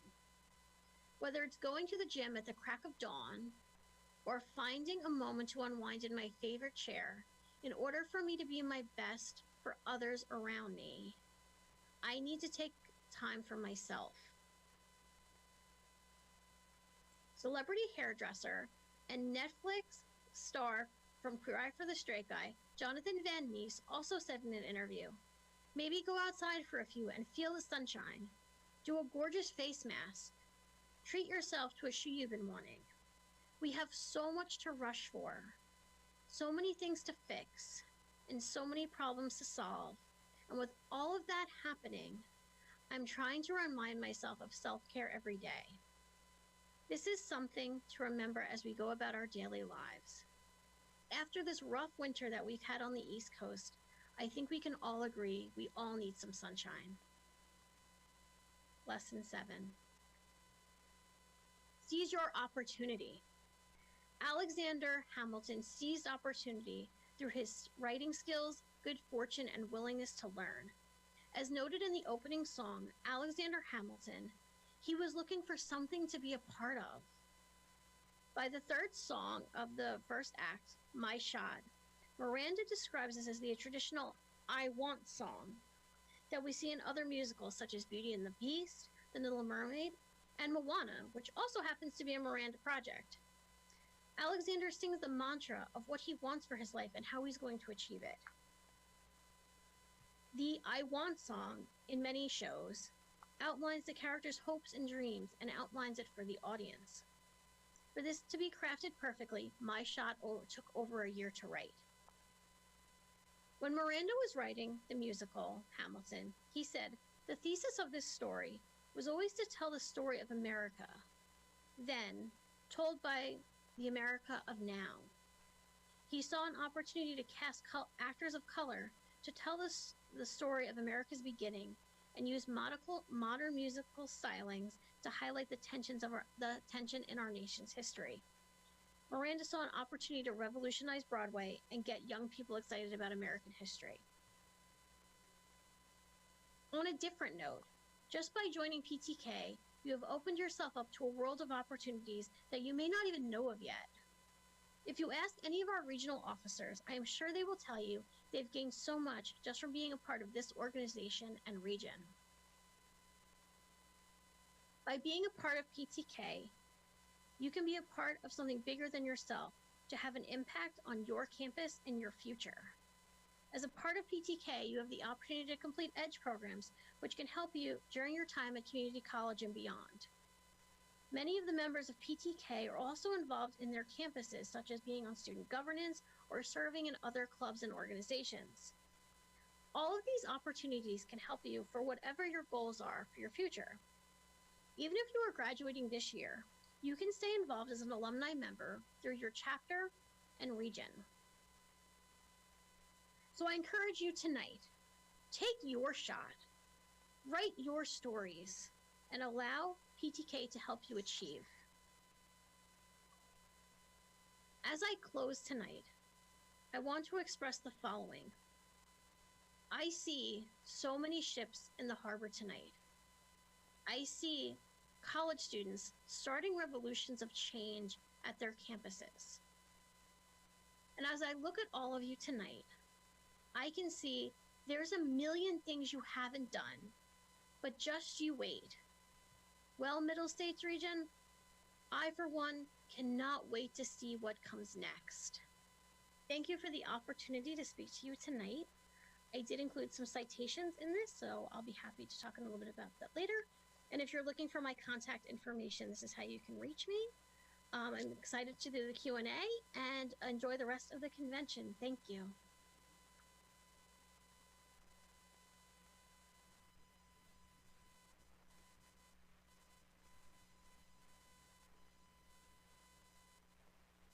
And thank you, Fran, for that amazing inspirational speech and tying Hamilton into how we can become better leaders. Now we have questions that have been coming in throughout your talk from the members of the Middle States region. I think Maria is going to offer the first question. I will. So the first question says, how can we find a squad during a virtual world? So, obviously we've had some challenges with COVID-19, particularly with clubs meeting or being able to meet in person and some of those authentic conversations that we can have with our peers or with our PTK advisors without having to pre-schedule those on Zoom. But I think one of the things that we can certainly do in PTK, as well as maybe other organizations you're involved in, is to make sure you have some time for icebreakers, some time to maybe have a separate meeting that's not part, maybe a movie night, maybe just chatting on Discord, playing a video game, so people can find common interests. I will tell you that one of my best friends, who I was a bridesmaid in her wedding a few years ago, we were both in the same club and we did an icebreaker and we turned out we liked the same type of music and we've been friends ever since then. Oh, so wow. You never know where you can find somebody who shares your interests. But again, you have to ask those questions. One of the things that we started doing with my team in student life, especially when we went to, working from home, was every week we would do a check-in question. What's been a highlight? Did you watch a funny movie? Did you do something where, show us your pet, something to sort of bond people, especially in these tough times. And I can tell you that, it's been over a year, almost a year, over a year now. And we've certainly bonded as a team with those key moments where we weren't necessarily focused on work, but but really just trying to be together in the virtual world. So that's one of my ideas for finding a squad in this tough virtual environment. I love that. I love that answer. And I love the pets because I know we all love our pets, and it's a great way to bond with each other. And I think we all have like our dog squads, right? I love the word squads that you use to and incorporate in that. Our next question is going to be, how do you find time for self-care when there seems to be no time available? You know, a lot of people will say that, you know, you're like a plane, right? And you have to put your oxygen mask on before other people, you know, before the person next to you. But I think we're all kind of like a car. And if we don't put oil in our car, we're not going anywhere. So that's a good one. What I would say to folks is like, oh, you know, I don't have time for self-care. It doesn't need to be an hour. It doesn't need to be a full day. But taking 15, 20 minutes, even just to breathe, and there's a lot of great breathing exercise you can do free from YouTube. There's some great apps too out there. Because if we don't take care of ourselves, not only can we not help ourselves progress and help the other people, but we also sometimes, and especially for PTK students, we all want to be superheroes. We want to do everything, whether you're a student or an advisor. And sometimes we have to say, you know what? I need to take 5-10 minutes, take a break, because I will be better for the people around me when I take a break. And I mentioned that in my talk with the Michelle Obama quote, that she said whether it was, you know, going to the gym very early in the morning or just sitting in her favorite chair for a few minutes, she was so much better for the people around her when she was able to take a few minutes for herself. And I encourage that for everybody, whether PTK or anybody I talk to. Just make some time for you, because you will be better for yourself and everybody in your life. Yeah, I really like that. And it's kind of like the same airplane analogy, right? If you don't put your mask on first, you're not going to be able to help the person next to you. So I really like that. The next question is, can leaders be flawless? That's a good one. Well, I think unless you're Beyonce, that's kind of hard.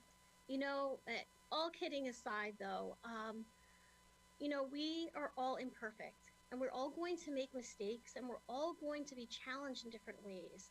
And what I would say to any leader, whether in PTK or in a student organization or anywhere, is that you're going to make mistakes, but when you're making a decision or you're trying to decide on something, use the best information that you have available to you at that time. And sometimes we have to say, you know what? At that time, I didn't have the best information, and now I need to go back and either fix it or apologize, but we're not going to be perfect. And I think sometimes we hold ourselves up to such a high standard that everything has to be perfect, that it ends up hurting us. So I think that do the best you can every day. And that's why, you know, we talk about mentorship in my talk. We talked about some other things that are key, but really just take the time that you need to be you and be authentic.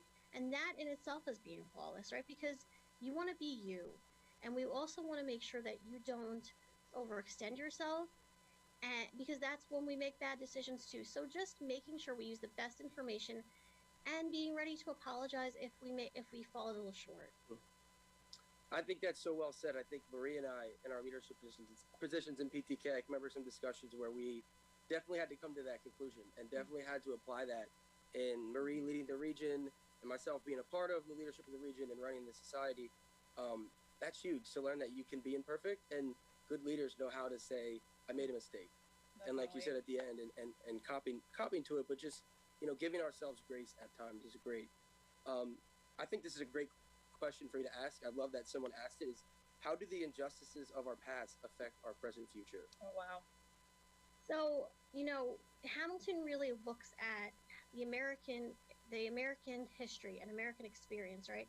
And how, you know, there were a lot of people that have been left out of our history books. And by not telling their stories, or we're finally just telling their stories, we have missed huge pieces, and we've learned a lot of inaccuracies throughout our time.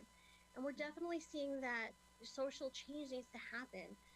In the last year with the murder of George Floyd, Breonna Taylor, I think people are becoming more and more aware that there are serious injustices in this country, especially as we looked at COVID and how it's impacted communities of color and other underrepresented communities. And even this week, we've seen the horrible shooting in Atlanta. I think, unfortunately, some of our history has been based in injustices and falsehoods that have shaped so many communities in negative ways. And one of the things I love about PTK, and my chapter certainly done some amazing work around it this year, as well as many other chapters throughout the country, is really looking at how college students can help build a better future for these communities, for women, for LGBTQIA population. How do we make sure we build a more inclusive world so everyone can feel that they're a part of it? Not only come to the table, but be at the table and have a voice at the table. That's amazing. I think we have one more question. How do you deal with uncertainty and change? So, obviously the last year has been very, very challenging for a lot of people. And obviously we had no roadmap for COVID, right? And I'll tell a personal story because I know we're running short on time, but I expressed in my talk that I grew up in New York City, and I grew up in New York City during 9/11. And my mom and aunt both worked in Tower 2 and happened to be late that morning.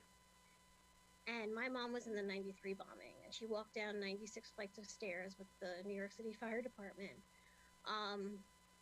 And so there is nothing like watching your mom's office disintegrate on international television. My dad also worked for the city, so he was down at Ground Zero a lot, and my mom and aunt lost 90 coworkers. And I remember I was 13 years old when this happened, and obviously this was traumatic, right? We were going to funerals for like 6 months straight. It was just a horrible, horrible time. And at that time, there was a YouTube song of Bono and all that band, for those of you who may be a little younger, don't know who U2 is, but there was a song that came out called Stuck in a Moment We Can't Get Out of. And I remember listening to that and saying, right now, we need to get through right now. Like, we need to get through today, this moment. And we'll see what happens tomorrow. And that's what I kept saying during COVID. Like, all right, we're going to be here today, right now. We're going to do the best we can together, with your family, with your friends, with your PTK, members, your chapter, because we don't know what, none of us have a crystal ball. And if you do, please let me know, because I'd really like that. Right? So, and change is going to happen, whether in these big things like COVID or, 9/11, or in the small ways of starting a new college, or, both of you have transferred on to four-year institutions, and that change from your community college to Columbia, right?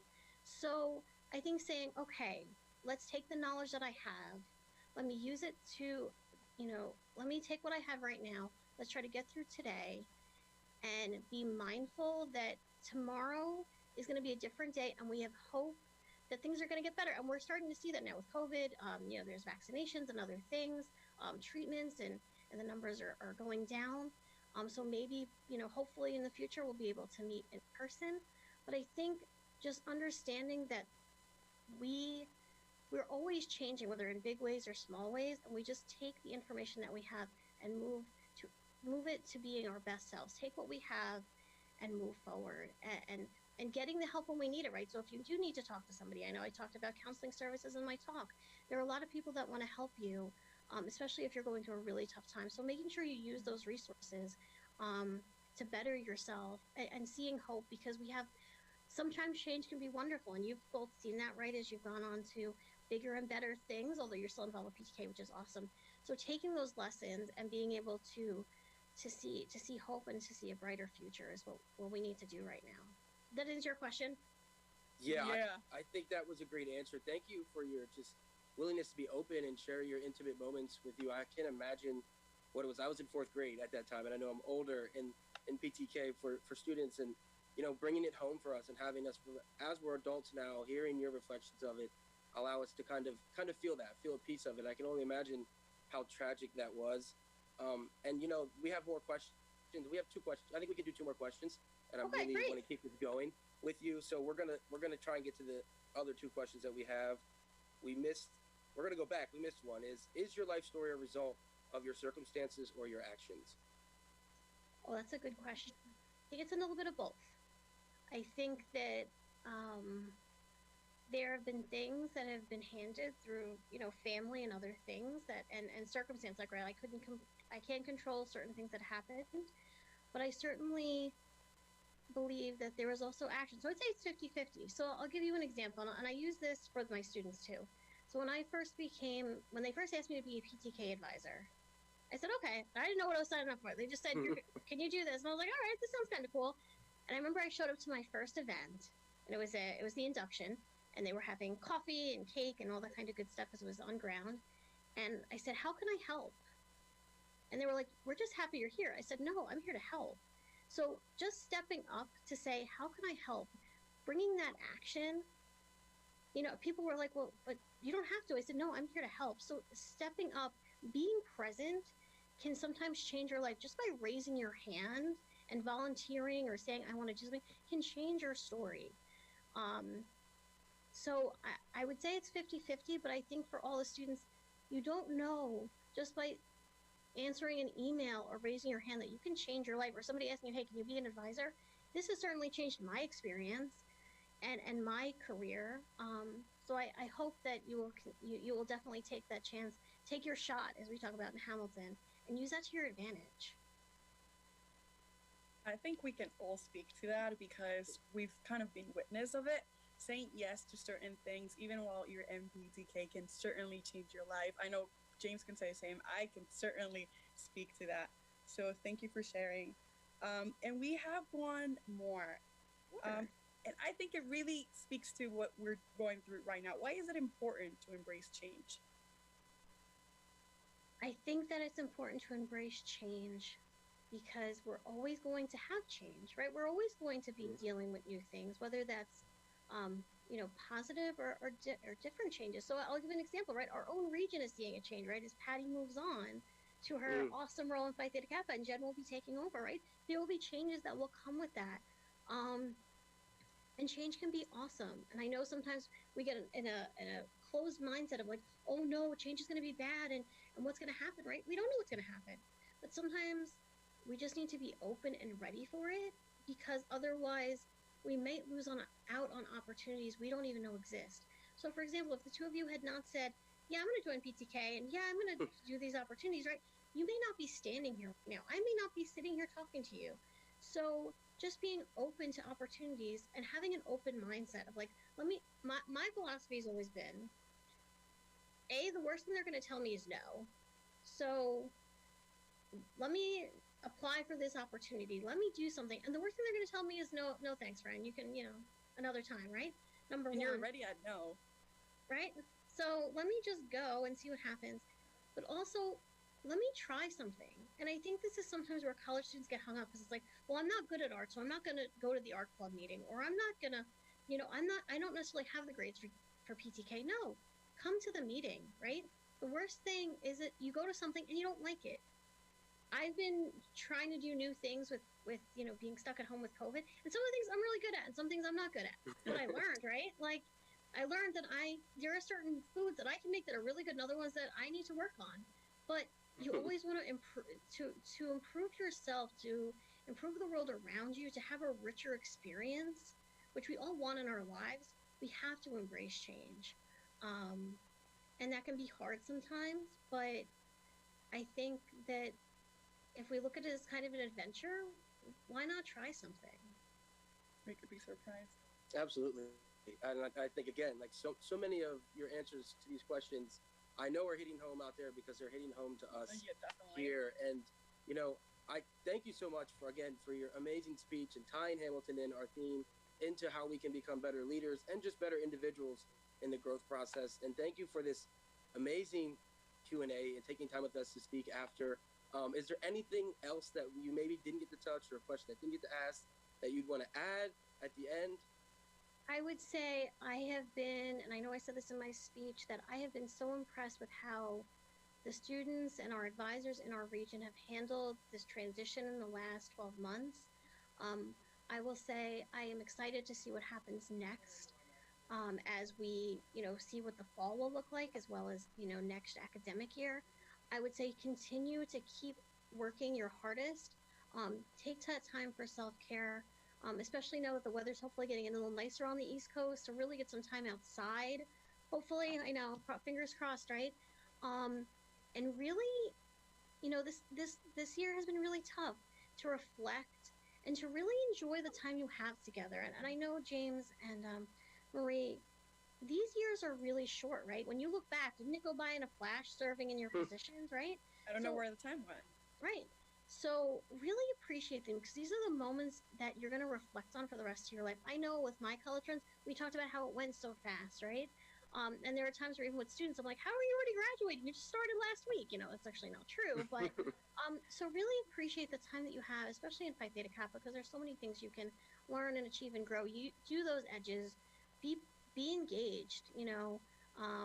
I also will say that I think Hamilton is a great honorary member of the middle stage region tonight. So I think that skull looks pretty snazzy on him. So, but thank you so much for having me. This has been a pleasure. Yeah. And I know my contact information was at the end of the presentation. So if anybody would like to reach out to me personally, happy to chat. Yes, thank you. On behalf of Marie and myself and the leadership here and everyone out there, I think you are just a great example of why our region is so amazing. We have some of the most amazing, caring advisors who come to work, and you know, your purpose, we can tell, we can see, is your students, is the members. So thank you for what you do, for what you're doing, and what you continue to do. We have amazing advisors, so thank you for that. So yeah, no problem. And thank you to all the advisors out there. And we will be seeing you soon. Hopefully next year we'll be in person. Hopefully, let's fingers crossed. It was nice seeing everybody. Thank you. All right, have a great night, Fran. Thank you. Bye.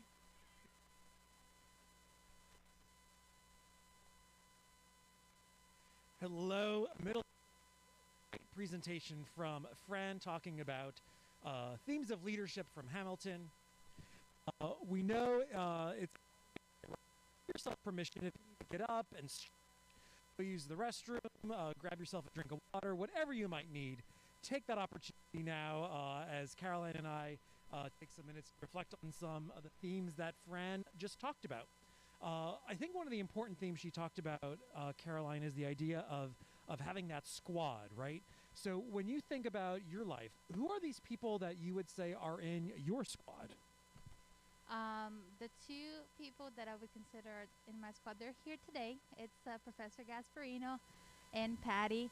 I just know that I can talk to them with my problems, and they can give me advice. And I think that it's a place that I go to talk to them, and there's no judgment. And I think that's what I look the most. I just want to vent, and they let me do that. So. That sounds like quite the Jersey Girls squad. Is that your hashtag? Is that what you go by? Jersey Girls squad, perhaps?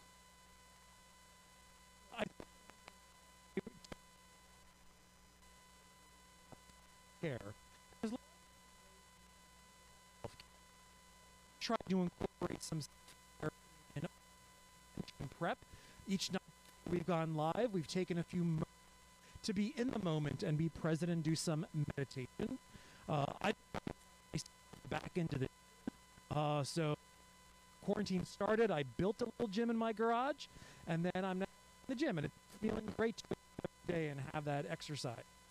Caroline, I think you to practice self-care through this pandemic. What have you done for self-care? I made whipped coffee from TikTok all through quarantine. A lot of So yeah, however you want to practice self-care, whipping coffee, doing squats, whatever the case might be, practice that self-care. We just have that great theme.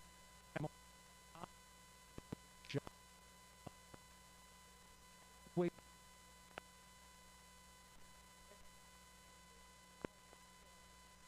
That we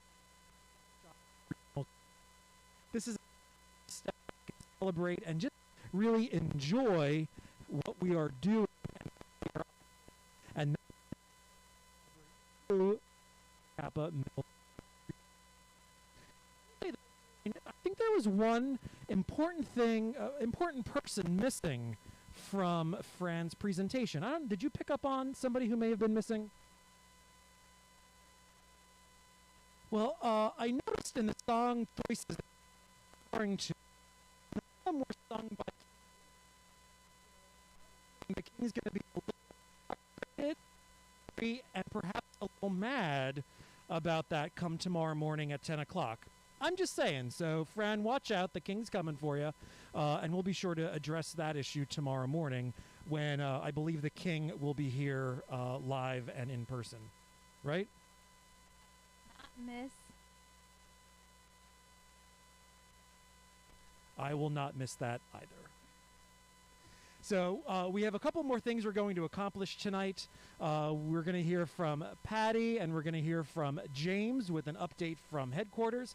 Caroline, you also have an opportunity to work at headquarters now. Talk about what that experience is like, helping with doing social media and communications in the world of Phi Theta Kappa.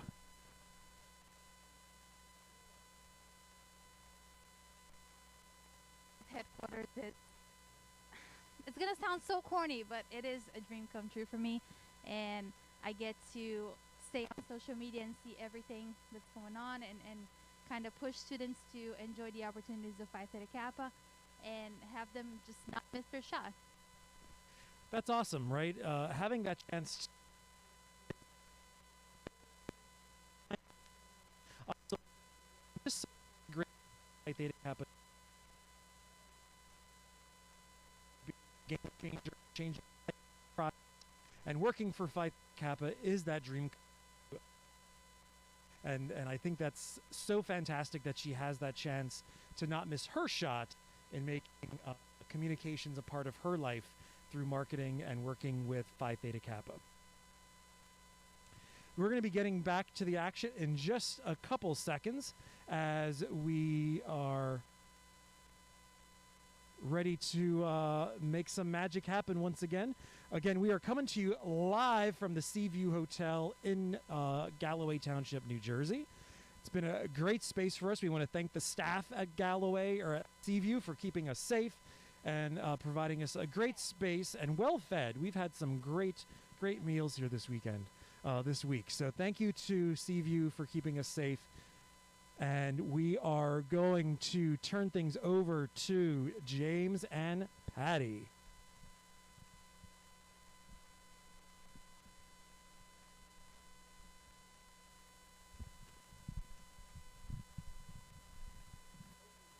Carol, I just want to say a big shout out to Mike and Carol for our green room behind the red carpet.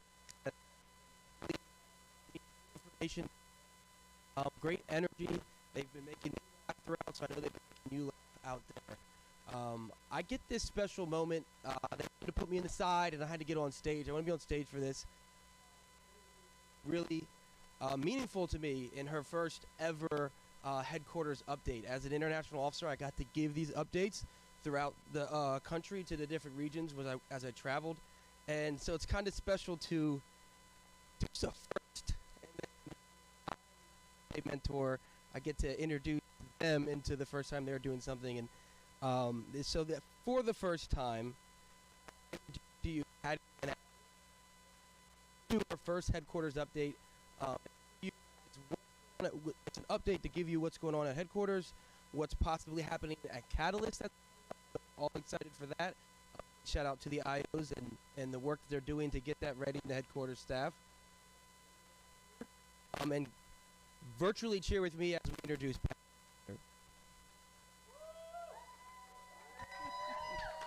Oh, thank you, James. Thank you.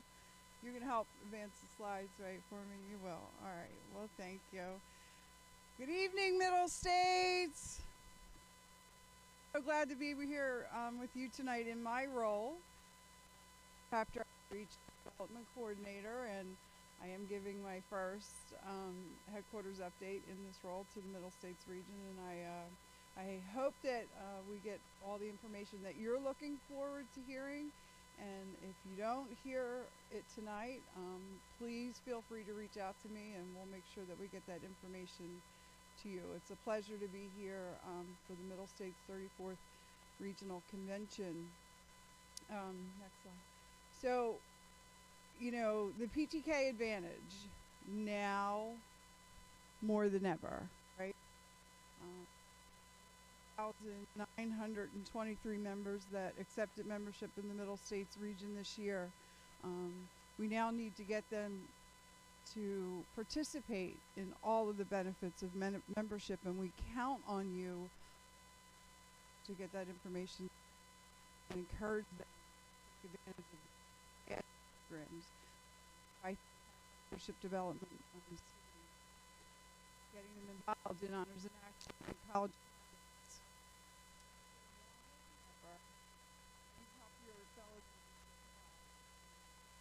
active role in PTK. One of our most favorite times of the year, whether or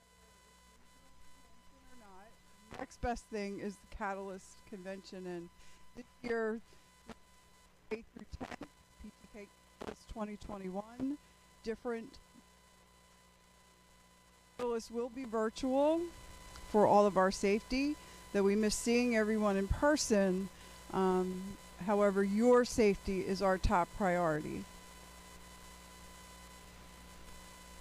Different Together also virtual last year. You're going to see a different 6 general sessions broadcast live from studios.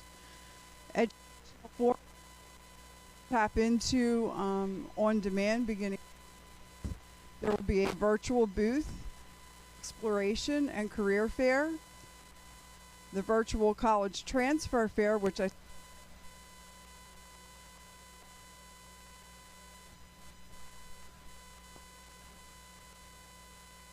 to be for our directors. Some really great speakers. One of my favorites,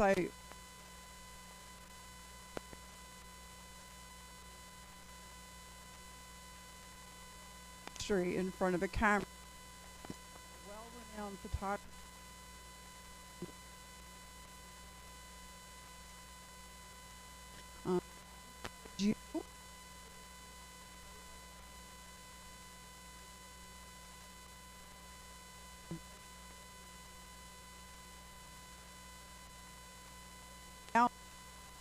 The future of work strategists, right?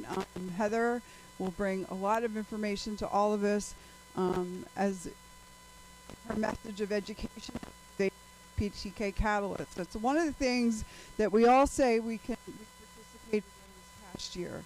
Being innovative with our chapters, finding those paths. You know, we did that in the Middle States region. We're not perfect yet, right? And so listening to Heather McGowan will give that put a good focus on being innovative and how to react to rapid and disruptive changes in education, the work.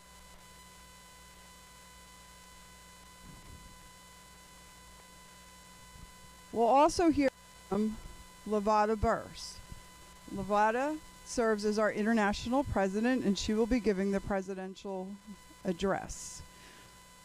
President Lavada Burse knows having the right motivation can be life-saving. At a time in her life when she needed it, PTK became her motivator. And I know that a lot of you that are watching tonight know that, also feel that same way. So we look forward to hearing from Lavada in her presidential address. And if you haven't had the opportunity to listen, we all know that she loves data, and she has does a remarkable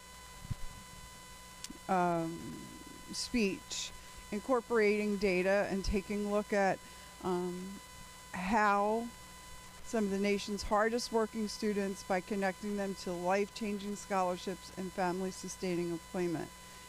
We all know Lynn is a passionate champion for success, and we look forward to hearing her keynote presentation during Catalyst. We'll also be hearing from our other international officers who will be in the studio.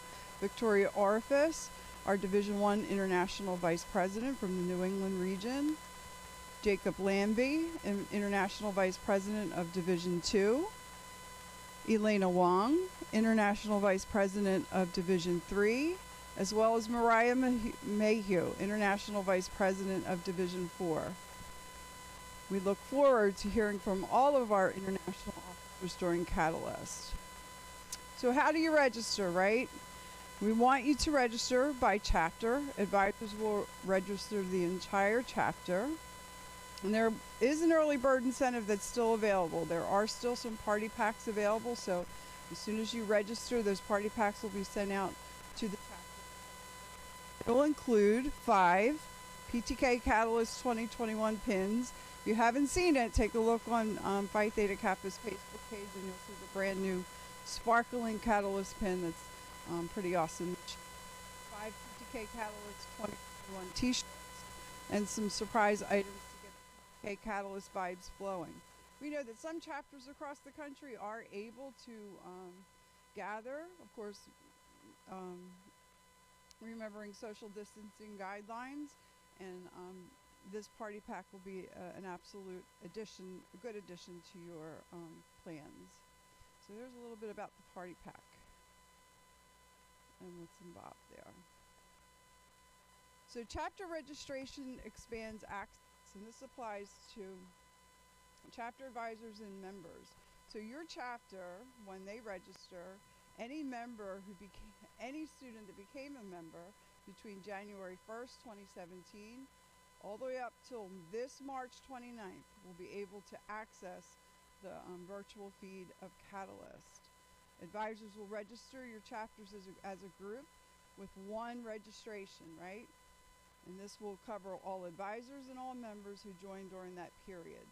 The fee is determined by chapter size, and when a chapter advisor enters their email address during the registration process, their fee will auto-populate.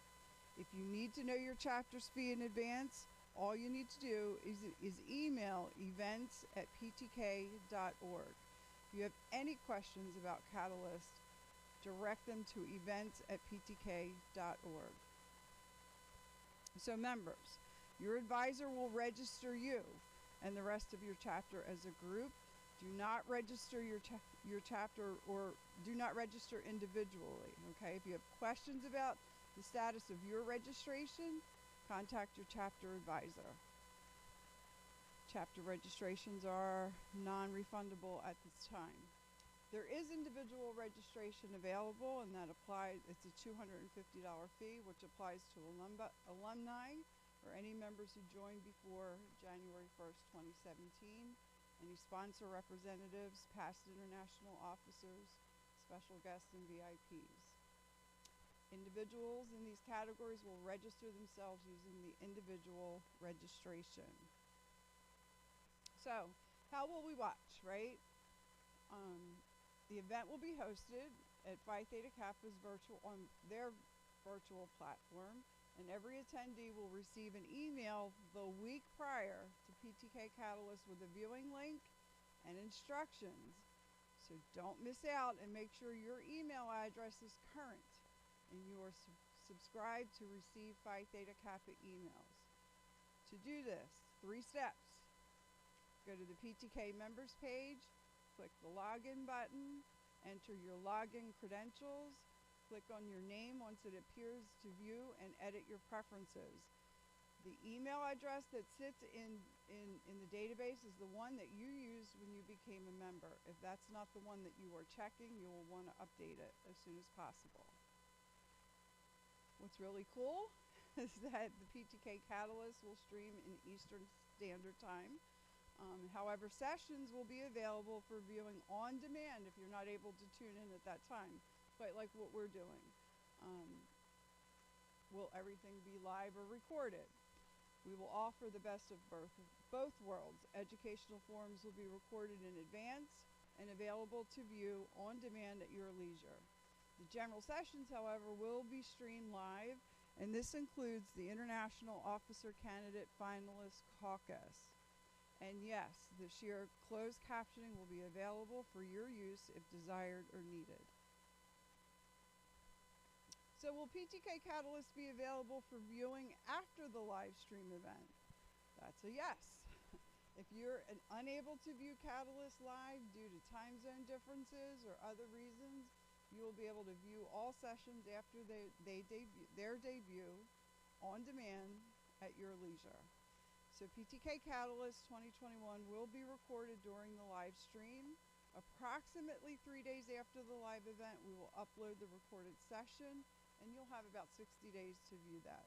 You can access these recordings with the same code you accessed the live event. For more information about PTK Catalyst Different Together 2021, visit the website for a detailed schedule of events and the latest information. You will also find all of the candidates campaigning for the 2021 International Officer Campaign. Advisors were asked to report voting delegates to headquarters, check out the candidates. all chapters may, well, we passed that preliminary already. Semi-finalists, there are 4 candidates for each of the divisions and for international president. And only registered chapters can vote in the elections during PTK Catalyst. Okay, let's talk about some things that all members should have an idea about that are offered as far as their membership. PTK Connect. This is one of the most powerful tools that Phi Theta Kappa offers. You can get career insights, salaries, employment stats, majors, find the right transfer college for yourself, and search for exclusive scholarships. You can find PTK Connect on the main website, put in some information, and you'll be able to get what you're looking through for that. I know over the last couple of days we've heard about some scholarship winners for the All USA and the New Century and some of those in the Coca-Cola scholarships. Well, guess what? The scholarship application is open again for the spring. The scholarship application is open year-round. You can enter many scholarships with just this one app, okay? You can take an eligibility quiz in the spring and in the fall. And the spring deadline for the application is May 14th, 2021. So if you join PTK to get scholarship money, you need to fill out the app. So we encourage you to do that. How about the creative Phi Theta Kappa members, right? The writers and those that want to be published. And there are 2 ways that you can be published in PTK. Our Civic Scholar is the undergraduate research journal. It lists the top Honors in Action projects and Hallmark Award entries. It's a must-read and a great resource for chapters to look at as they're discussing their future Honors in Action projects and to see how chapters did so well on their projects. For those of you that love poetry and short stories, essays, or drama, we have the Nota Bean. The Nota Bean's published every year, and the next deadline for that is April 24th, 2021, and you can find more details about that on ptk.org. My favorite thing to talk about, get an edge, right? Get an edge. We know in the Middle States region when things shut down, we relied heavily on PTK Edge to get our members engaged in Phi Theta Kappa, right? There are 4. I think there's a new one coming, so you'll have to check out Catalyst to hear more about it. But we have Competitive Edge, strengthening your soft skills. Transfer Edge. I'm a very big proponent on students that are thinking about transferring to the 4-year university that they complete Transfer Edge because it puts the power and the knowledge of understanding what the process is in your hands, right? So you know what you're doing when you're getting ready to transfer. Employment Edge is for everybody, right? Eventually we're all going to go to work, whether we go to finish our degrees or go right into the workforce. Employment Edge is a really great tool to understand the interview process, how to do a resume, right? You know, some of the do's and don'ts, how to, organize a curriculum vitae and all of that. So Employment Edge is very important for all of us. And one of my other favorites, especially for all the chapters that work for Honors in Action, is to do that Research Edge.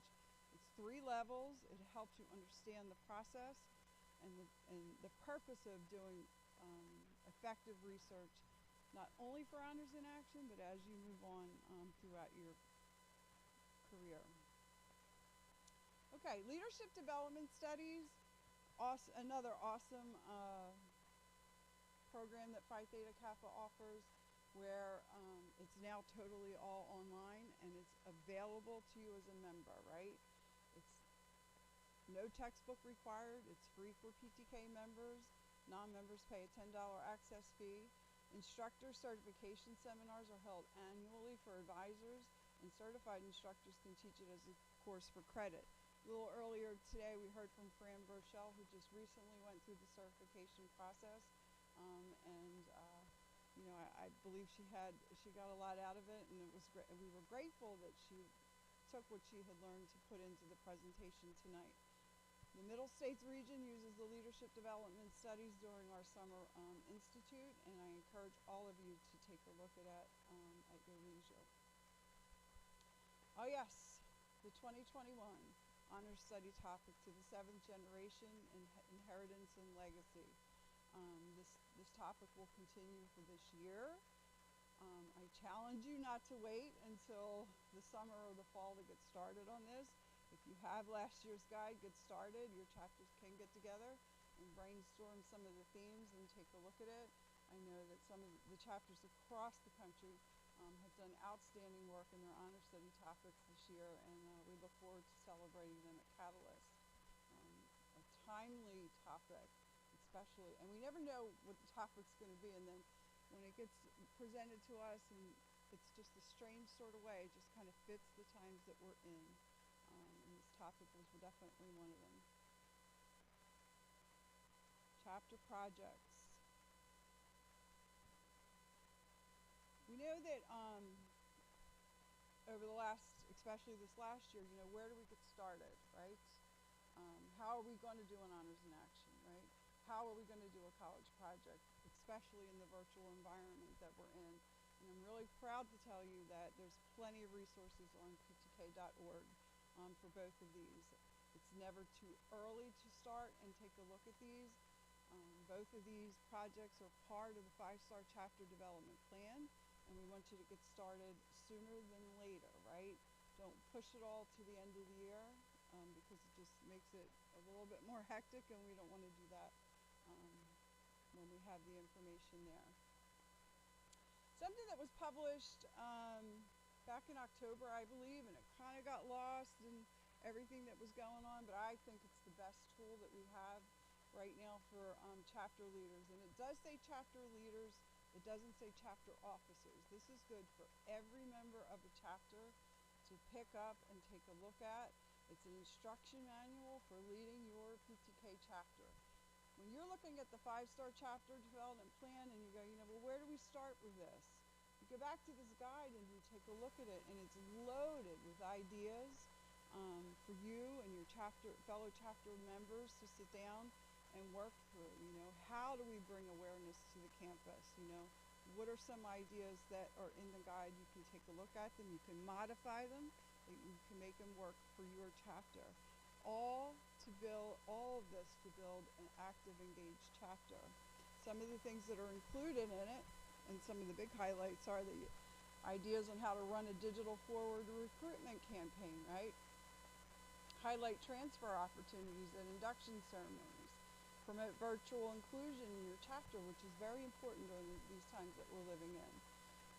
How do we write a professional email to faculty or to the college president asking for a meeting, right? Leading an organized, intentional member meeting. Learning how to listen purposefully, and how do we identify academic sources. All of these things that chapter members can get together and work through. Our advisors are extremely busy at this time, and we want our chapter leaders in the chapters to be able to take the lead on these things here. And this guide can be found on the website. You can use it digitally, or you can download the whole guide. So I encourage all the members of the Middle States region that are staying on and not graduating to take a look at this guide over the next couple of weeks. And you'll hear more about it as we meet again. For our advisors, the advisor education is online. The 5-star program for our advisors is there. It's online, it's interactive, it's self-paced. New sections have been put in over the last couple of days. It's all up there. It's really an exciting program. We just recognized a whole slew of 5-star advisors in the Middle States region.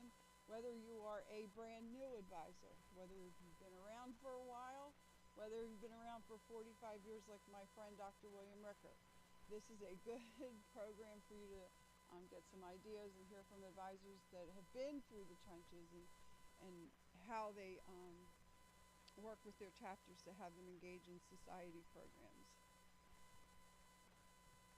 This year is staying connected is more important than ever. You know how to stay connected to the region, right, through social media and through the emails that we sent, but you also should stay connected to PTK.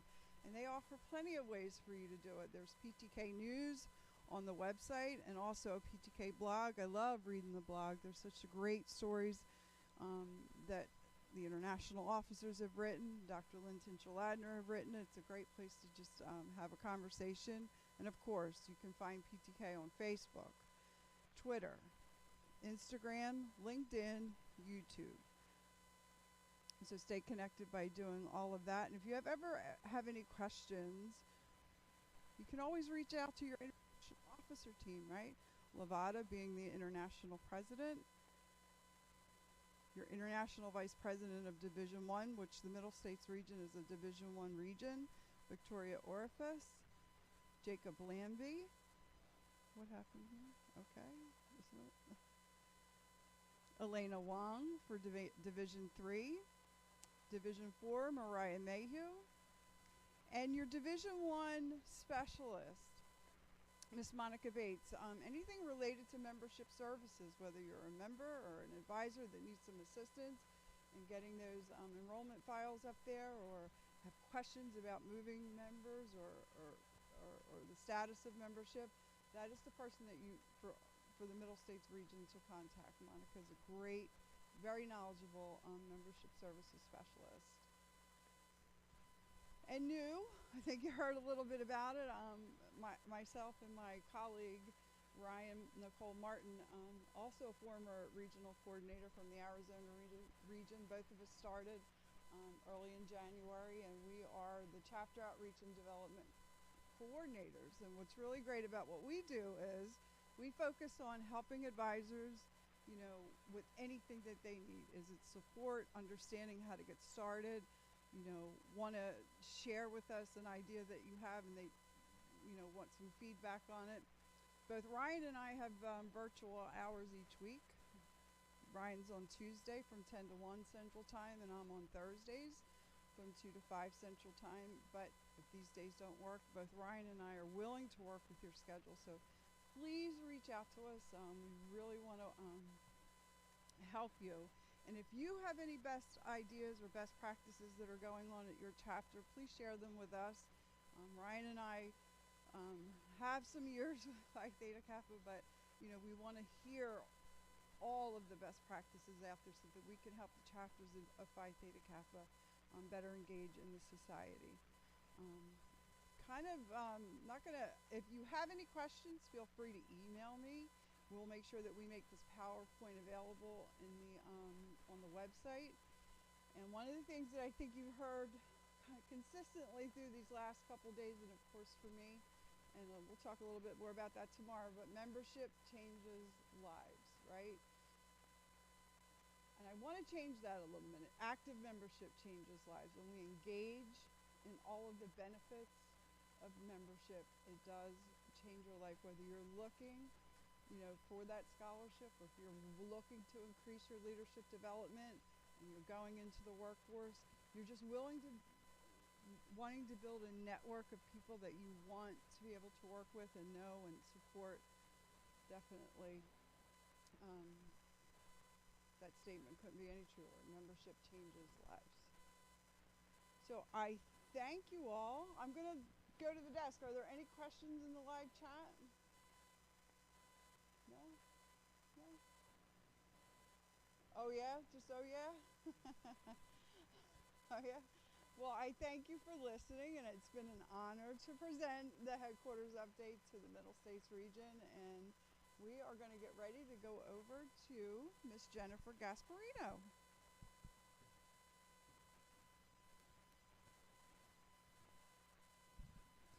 Thank you, Patty. That was amazing.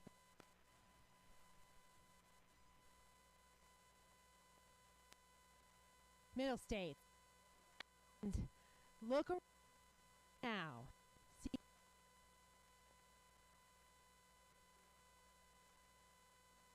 right now. We are in the best region in the world. Just look around and look at how lucky we are.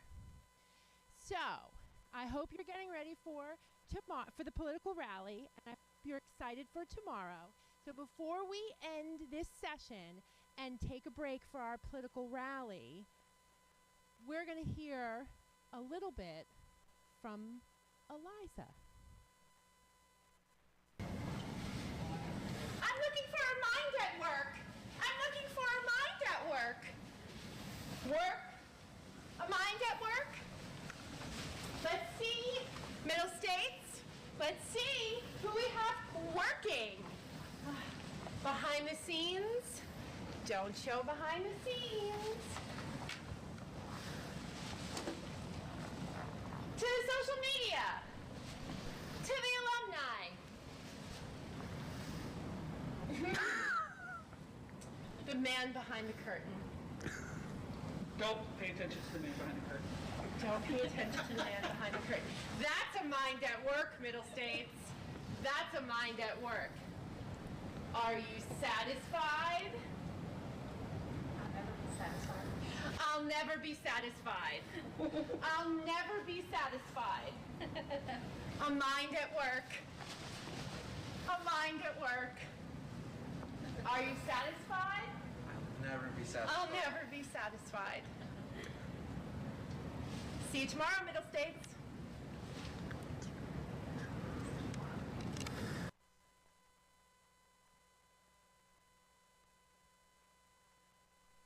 Middle States, we have made it through night 2. Let's give a big oh yeah for everything we heard about tonight, learned about tonight, and it's such an exciting night to celebrate with all of you. Caroline, we still have more to do tonight. What is coming up in a few minutes on Zoom tonight?